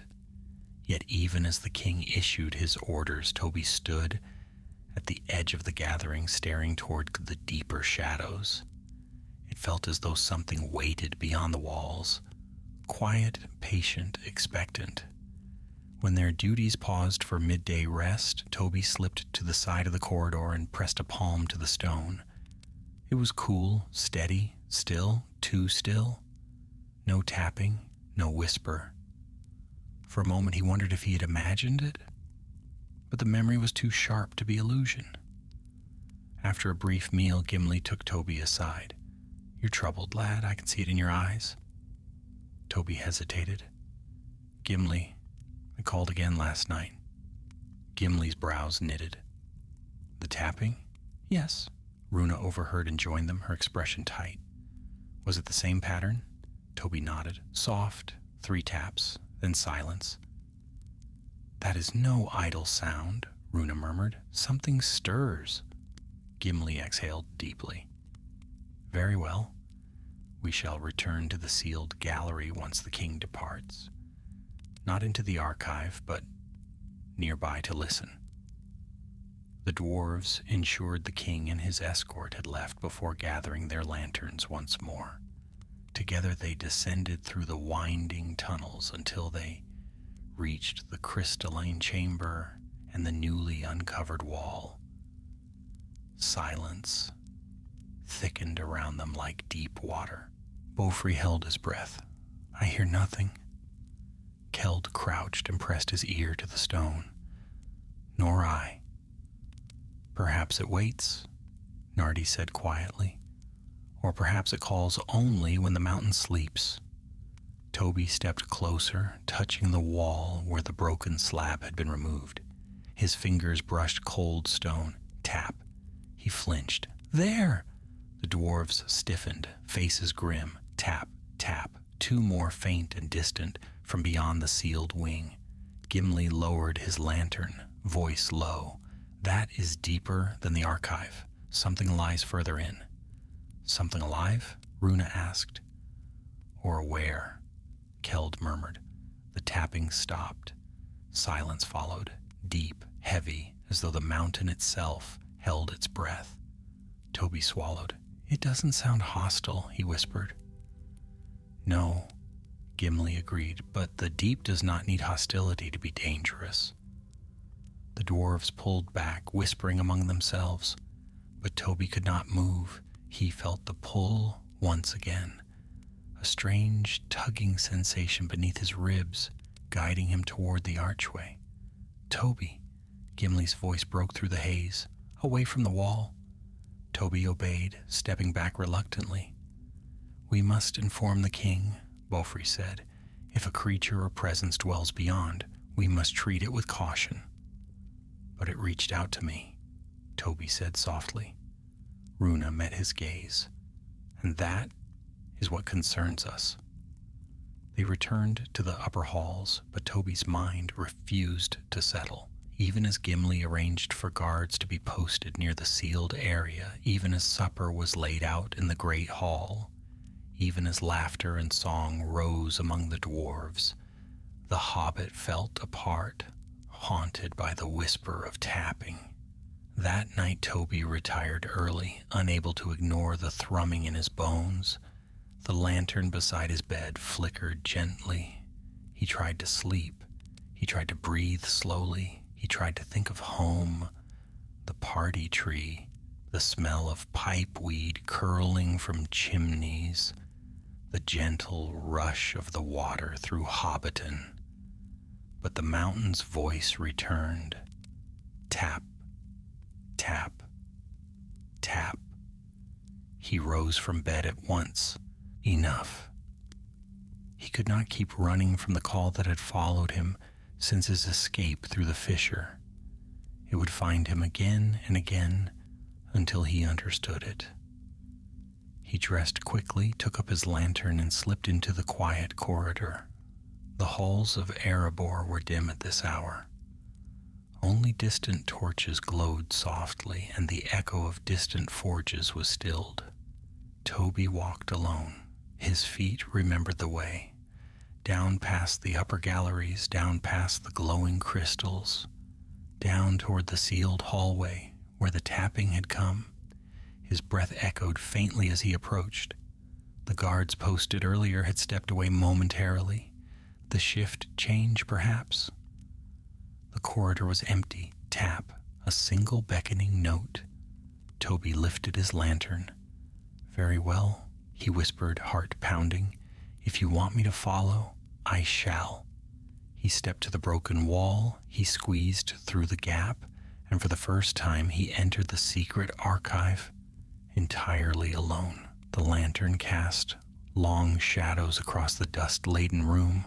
The carved pillars rose like slumbering giants on either side. The thick shroud covering the chest stirred slightly in a faint draft. Toby swallowed hard. Tap, tap, tap. The sound came from the far archway, the entrance to the deeper wing, the place the dwarves had sworn not to enter. Toby approached the opening slowly. The stale air brushed his cheeks. His lantern flickered. Are you the stone shade? He whispered. No answer, no shape, only darkness. And a final tap, soft, insistent, echoing through the ancient passage. Toby stepped across the threshold, and the darkness swallowed him whole. The air within the hidden wing was colder than the rest of the mountain, colder than any place Toby had ever known. It carried a weight of age that pressed on his chest like deep water.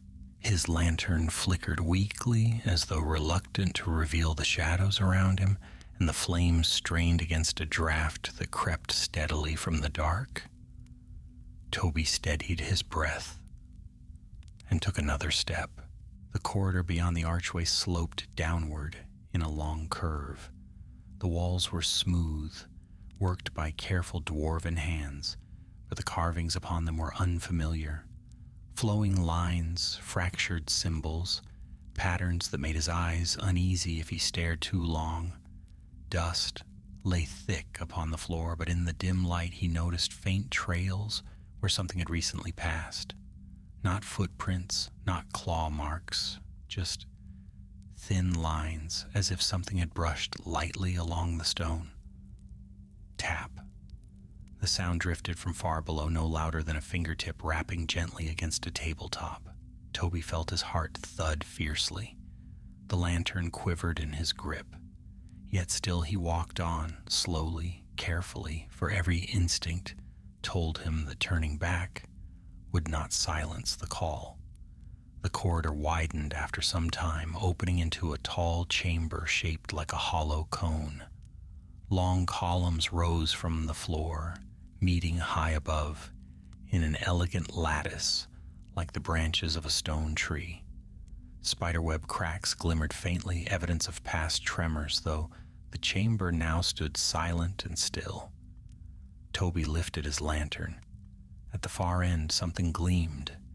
He approached, each footstep echoing softly.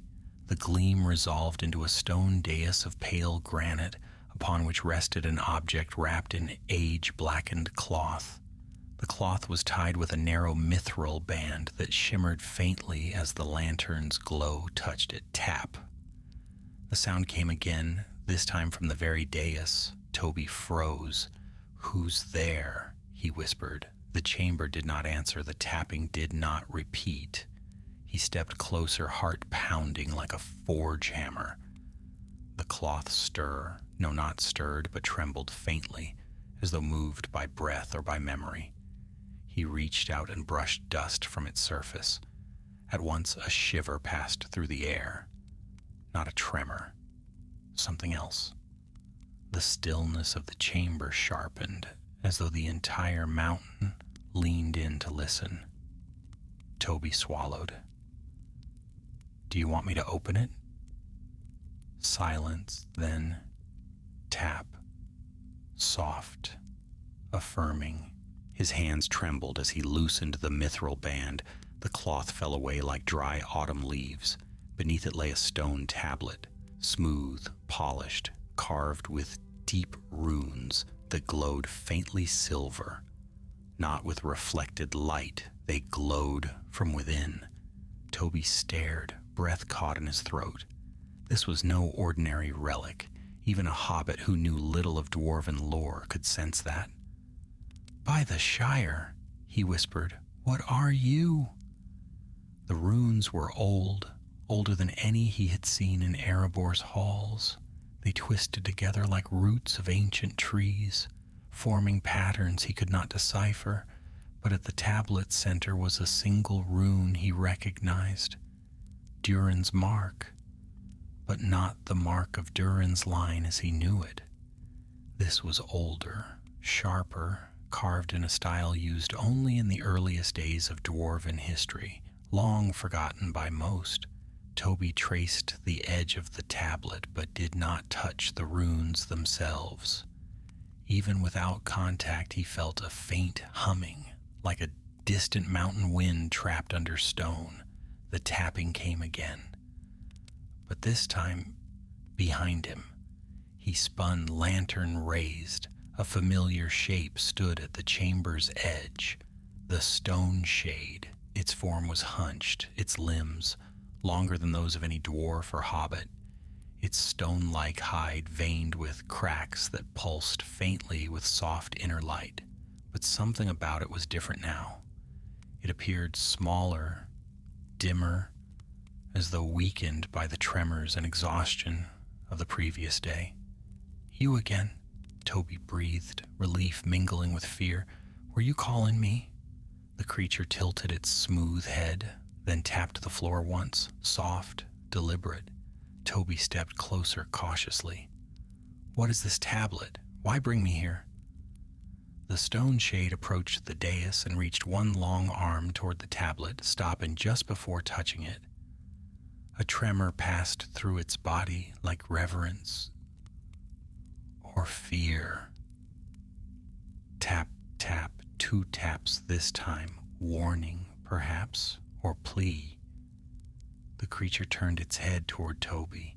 Its hollow face held no expression, yet Toby felt an emotion he could not name. Something like sorrow. "I don't understand," he whispered. "You want me to take it, protect it, or leave it?"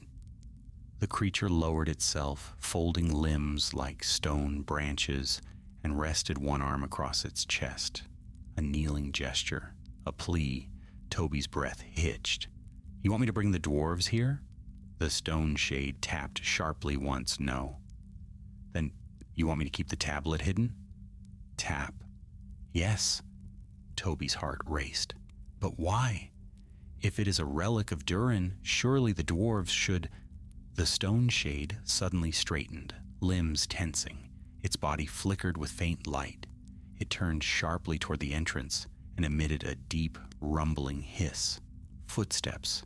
Dwarven footsteps. Voices echoed faintly up the corridor. "Toby! Toby, are you down there?" Runa's voice called, edged with alarm. Gimli followed, his voice stern. "Lad, answer us." The stone shade backed away, retreating into shadows. Its form seemed to dissolve into the stone itself. "Toby?" Gimli's voice echoed urgently, closer now. "Speak if you hear me." Toby turned back to the tablet. The runes pulsed softly as though urging him. His lantern shook in his hand. If the dwarves found him here with the relic exposed, they would take it at once, and perhaps unknowingly unleash dangers the stone shade feared. He made a choice. Quickly he wrapped the tablet in the cloth again, tied the mithril band, and lifted it with both arms. It was heavier than he expected, but he managed to cradle it against his chest. The stone shade appeared one last time behind him, its form shimmering faintly. Tap. Toby nodded. "I understand." He hurried toward the corridor just as Gimli rounded the corner, eyes wide with shock and relief. "Toby, by Durin's beard, what are you doing down here alone?" Toby swallowed. "I heard something and followed." Gimli's gaze narrowed at once. "You're holding something? What is that?" Runa approached, lantern raised. "A relic?" Toby tightened his grip. "It was lying near the entrance. I didn't think it safe to leave it." Gimli frowned deeply, suspicion and concern battling in his gaze. "We must examine it," he said. But from the darkness behind Toby, a faint tap echoed. Toby's pulse leapt. "Not here," he said quickly. "Please, let's return to the upper hall first." Gimli hesitated, then nodded. "Very well, lad, but you will explain everything." As they guided him toward the exit, Toby cast one last glance behind him. The stone shade stood in silence, watching, and as the lantern's glow faded, it tapped once, a soft, solemn farewell, or a warning. Toby could not tell, but he knew one thing. Deep beneath the shimmering caves, he had uncovered something older than dwarven memory, and it was not meant for all eyes. The climb back through the winding tunnels felt far longer than before. Toby carried the shrouded tablet against his chest, its weight straining his arms, yet he would not loosen his grip, not even for a heartbeat. The cloth muffled its faint inner glow, but he felt it nonetheless, a slow pulse, like that of buried embers waiting for breath. The dwarves walked close around him, lanterns raised. Their steps echoed solemnly in the hush of the corridors. Gimli glanced at him more than once, worry etched beneath his beard. "You should have called for us, lad," he said eventually. "The deep is no place for wandering alone." Toby nodded, though his voice would not yet obey him. Runa walked at his other side. "What you heard? Was it the tapping again?" Toby hesitated, then spoke, truth gentled with caution. "Yes, it led me to the relic." Keld's gaze narrowed. "And nothing else stirred?" "No," Toby said quietly, though his heart hammered at the memory of the stone shade watching from the shadows. "Only the tablet." A silence followed, thick, questioning, and uneasy. When at last they reached the torchlit galleries near the upper halls, Toby felt warmth return to his limbs, but the heaviness on his chest lingered. The tablet seemed to grow warmer as they approached the broader halls, almost as if resisting the light. They reached a quiet alcove where Gimli gestured for Toby to sit on a low bench carved into the stone. Bofri, Nardi, and Runa gathered close. The hall was empty save for distant dwarven voices far down the corridor. "Let us see what you've brought," Gimli said gently. Toby swallowed hard. His hands trembled as he placed the wrapped tablet upon the bench. The dwarves knelt around it, their lanterns casting bright circles upon the cloth. Gimli loosened the mithril clasp, the cloth unfurled. The tablet's runes glowed softly, pale silver, deep-rooted, ancient. The dwarves drew in a sharp collective breath. By instinct, Toby reached out. "Careful!" But Gimli was already studying the runes with wide, startled eyes. "This script," he murmured, "Runa, Keld. Look well." Runa leaned closer, her brows knitting. "These are the deep runes, the first written signs of Durin's folk." Keld ran a finger above the carved lines without touching, used only in the oldest records, before the founding of Khazad-dûm. "And this symbol," Bofri whispered, pointing to the central mark, "belongs to the House of Durin, but from an age beyond recollection." Nardi's voice dropped to a stunned hush. "This tablet may predate the kingdoms themselves." Toby stared at their faces, bewildered by the depth of their astonishment. "What does it say?" he asked. Gimli exhaled slowly. "We cannot know. The runes are too old, and some are lost to memory, but such a relic, hidden deep within a locked wing, means that Thror's forebears preserved knowledge they dared not share." Runa's voice lowered. "Or dared not lose." Keld's gaze turned toward Toby, solemn and searching. "Why did the tapping lead you to this?" Toby felt the question strike deep. He had no answer. One by one, the dwarves rose, their expressions sober, as though standing before a silent king. "This must be brought before Stonehelm," Gimli said. "But not here, not in open halls.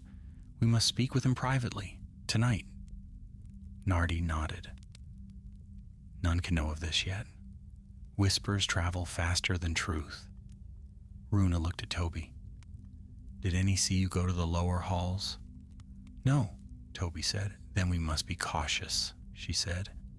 "We cannot risk word spreading before we understand what we guard." Gimli rapped the tablet once more. "Until the king hears of this, it stays with us." He paused, then turned to Toby. "You found it. You shall be the one to carry it." Toby blinked. "Me?" Runa nodded. "None will suspect a hobbit of holding a relic of ancient power." Keld added, "And the deep chose you. Whether we understand it or not, that matters." The weight of the tablet seemed to double as Gimli placed it back into Toby's arms, yet he held it firmly, a strange resolve settling over him. He did not understand why the tapping had chosen him, nor why the stone shade had warned him. But he knew one thing with certainty. The relic was not meant for careless hands. Gimli clapped his shoulder. "Come, the day is not yet done." They moved carefully through the halls, avoiding crowded corridors. Several dwarves greeted them in passing, but none questioned the wrapped bundle in Toby's arms. A hobbit carrying a curious cloth seemed normal enough. Hobbits were known for their fondness of comfort items, after all. At last they reached a quiet council chamber carved near the heart of Erebor. Its heavy doors were shut, guarded by 2 sentries of the king's household. Gimli whispered to them, and their stern faces softened in recognition. "Wait here," he told Toby. The dwarves entered. The heavy doors closed. Toby sat upon a stone bench outside, clutching the tablet, heart thudding. Moments stretched into long minutes. Voices murmured within, tense, rising, falling. Then a sharper tone, a pause, more speaking, a silence that felt like the holding of breath. Finally the doors opened. Gimli stepped out, face carved with solemn purpose. "The king wishes to speak with you," he said. Toby rose, palms sweating. "Me? You," Gimli answered. "Only you." Toby stepped inside. The chamber was dim, lit by a single brazier whose flame flickered like a watchful eye. Stonehelm stood at the far end, the wrapped tablet resting on a pedestal before him. His gaze was heavy, but not unkind. "Master Toby Fairbairn of the Shire," the king said, voice deep as the mountain, "you have wandered where even dwarves feared to tread. Come forward." Toby did, though his knees shook. Stonehelm gestured to the relic. "This tablet bears runes from the dawn of our people, knowledge that may be dangerous or necessary. Yet it was revealed to you." Toby swallowed. "I did not mean to trespass. The tapping led me, and the stone shade." Stonehelm's eyes sharpened. "You saw a creature of the deep?" "Yes," Toby said softly. "It guided me, warned me. It trusted me." A long silence followed. Then Stonehelm spoke with quiet gravity. "The deep does not choose lightly. If it called you, then you may understand what we cannot." He stepped closer. "Toby Fairbairn," he said, "will you aid us further? Will you return to the hidden wing under our protection to uncover what truth lies within?" Toby felt the mountain's weight around him. He felt the unseen tapping beneath his feet, and he felt unmistakably the door of fate opening before him. He drew a breath. "Yes," he said, "I will." Stonehelm nodded slowly. "Then at dawn," the king said, "your true journey into the Shimmering caves begins." Toby felt the world tilt beneath him, and he knew. Whatever lay in the darkness ahead was far greater than any hobbit was meant to face. Yet he would face it nonetheless.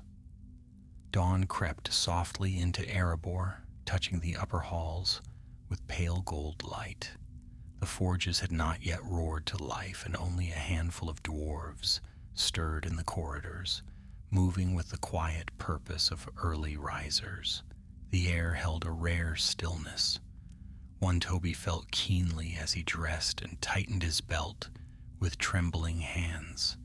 Today he would return to the hidden wing, not alone, not blindly, but with the weight of the mountain's trust upon him. Gimli arrived at his chamber just as Toby finished lacing his boots. "Ready, lad?" he asked, voice low, as though he feared waking the stone itself. "As ready as I'll ever be," Toby answered with a nervous but determined nod. Gimli offered a small smile. "You've more courage in you than many twice your size. Remember that?" They walked through the dim corridors, their lanterns whispering soft arcs of light across the carved walls. One by one, the others joined them, Runa with her sharp-eyed calm, Keld with his silent strength, Bofri and Nardi bearing tools and ropes. None spoke until they reached the council chamber, where Stonehelm awaited. The king wore no crown, only a simple clasp upon his cloak, the mark of one who carried duty heavier than gold.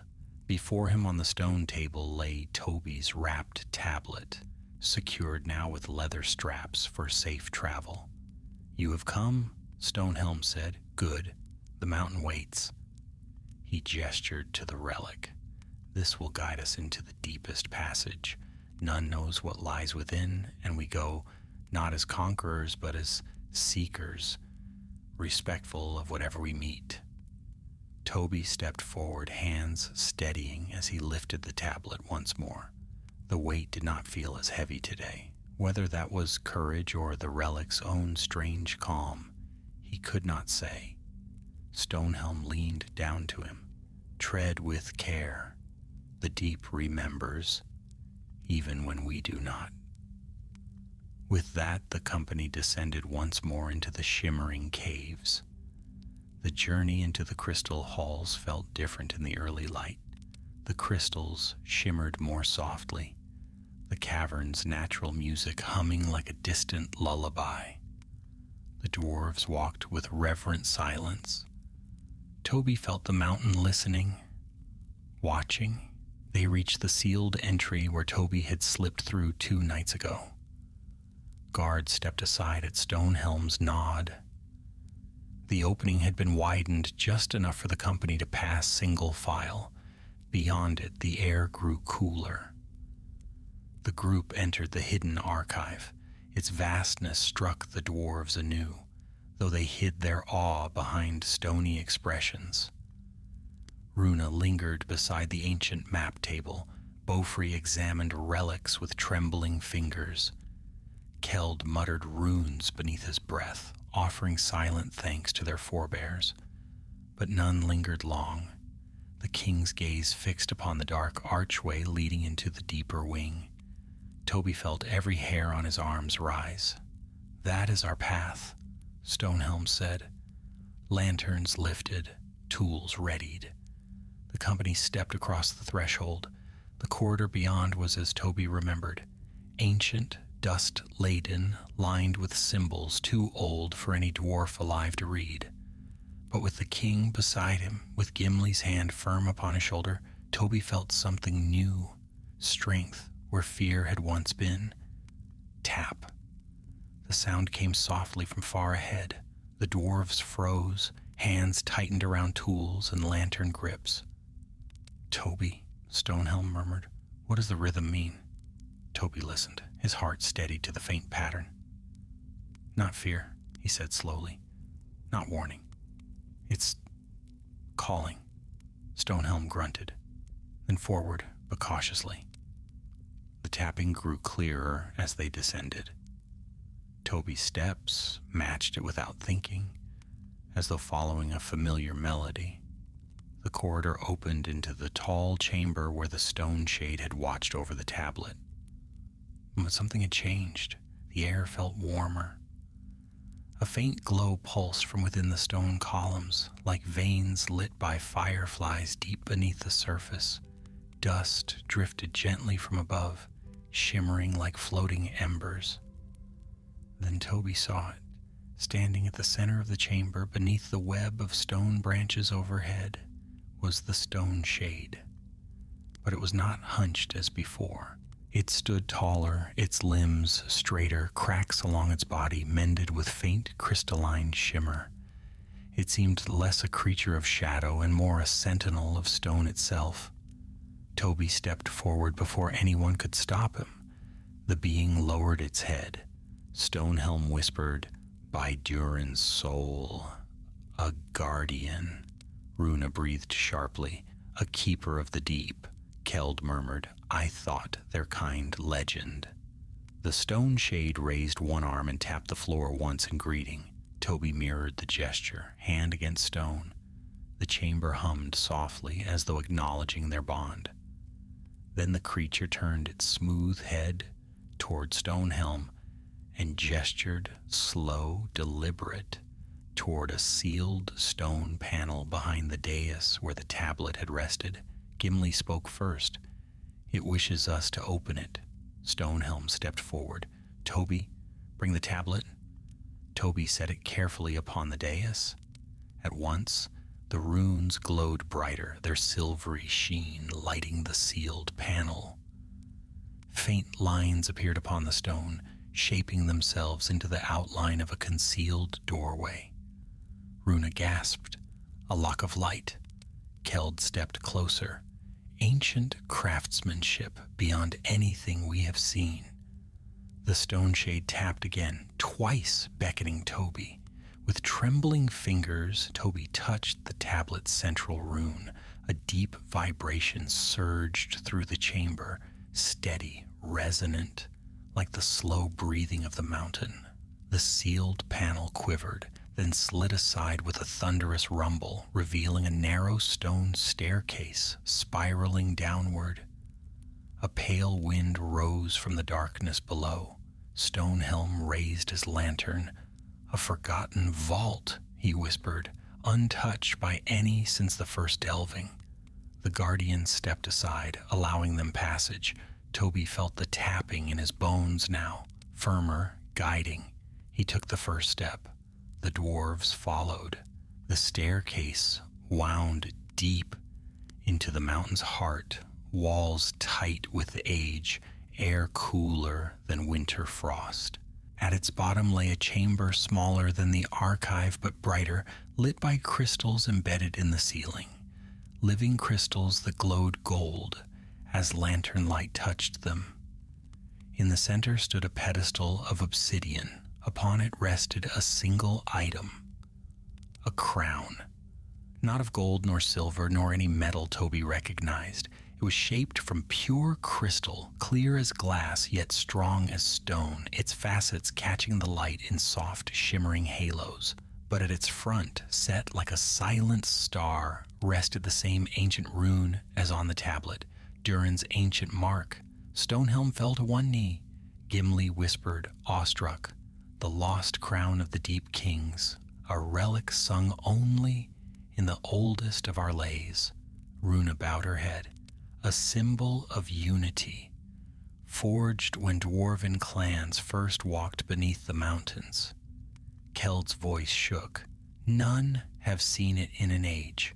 The stone shade descended after them, its body glowing faintly in the crystal light. It approached the crown, not to claim it, but to place one long arm across its chest, kneeling, a guardian of ancient kings protecting their memory. Toby felt tears sting his eyes. "Then this is what it wanted us to find." Stonehelm rose slowly. "Master Fairbairn," he said, stepping to Toby's side, "you have given back to my people a treasure beyond any gem, a relic not of wealth, but of identity." He placed one hand over his heart. "All Erebor shall honor you." Toby's voice trembled. "I only listened to the tapping." Gimli laughed softly, placing a hand on Toby's other shoulder. "And that, lad, is the mark of a true adventurer." The crown glowed brighter, as though hearing their words. The guardian tapped once, firm, final, a seal of peace, a bond forged. They carried the tablet and sealed the deep vault once more, posting guards and marking the chamber for the king's chosen scholars alone. The guardian watched from the shadows, then retreated into its crystal sanctuary, fading like a dream into the living stone. Toby and the dwarves returned to the halls above. Word spread quickly, but the true depths of the discovery were spoken only in quiet rooms, guarded by trust and reverence. That night, a feast was held in Toby's honor. Songs sung, tankards raised, laughter booming like rolling thunder. Yet even amid the celebration, Toby felt a quiet warmth in his chest. Not pride, not triumph, but belonging. In the morning, when he finally prepared to return to the Shire, Gimli clasped his shoulder. "Remember this, Toby Fairbairn. You will always have a home in Erebor. The mountain remembers its friends." Toby smiled.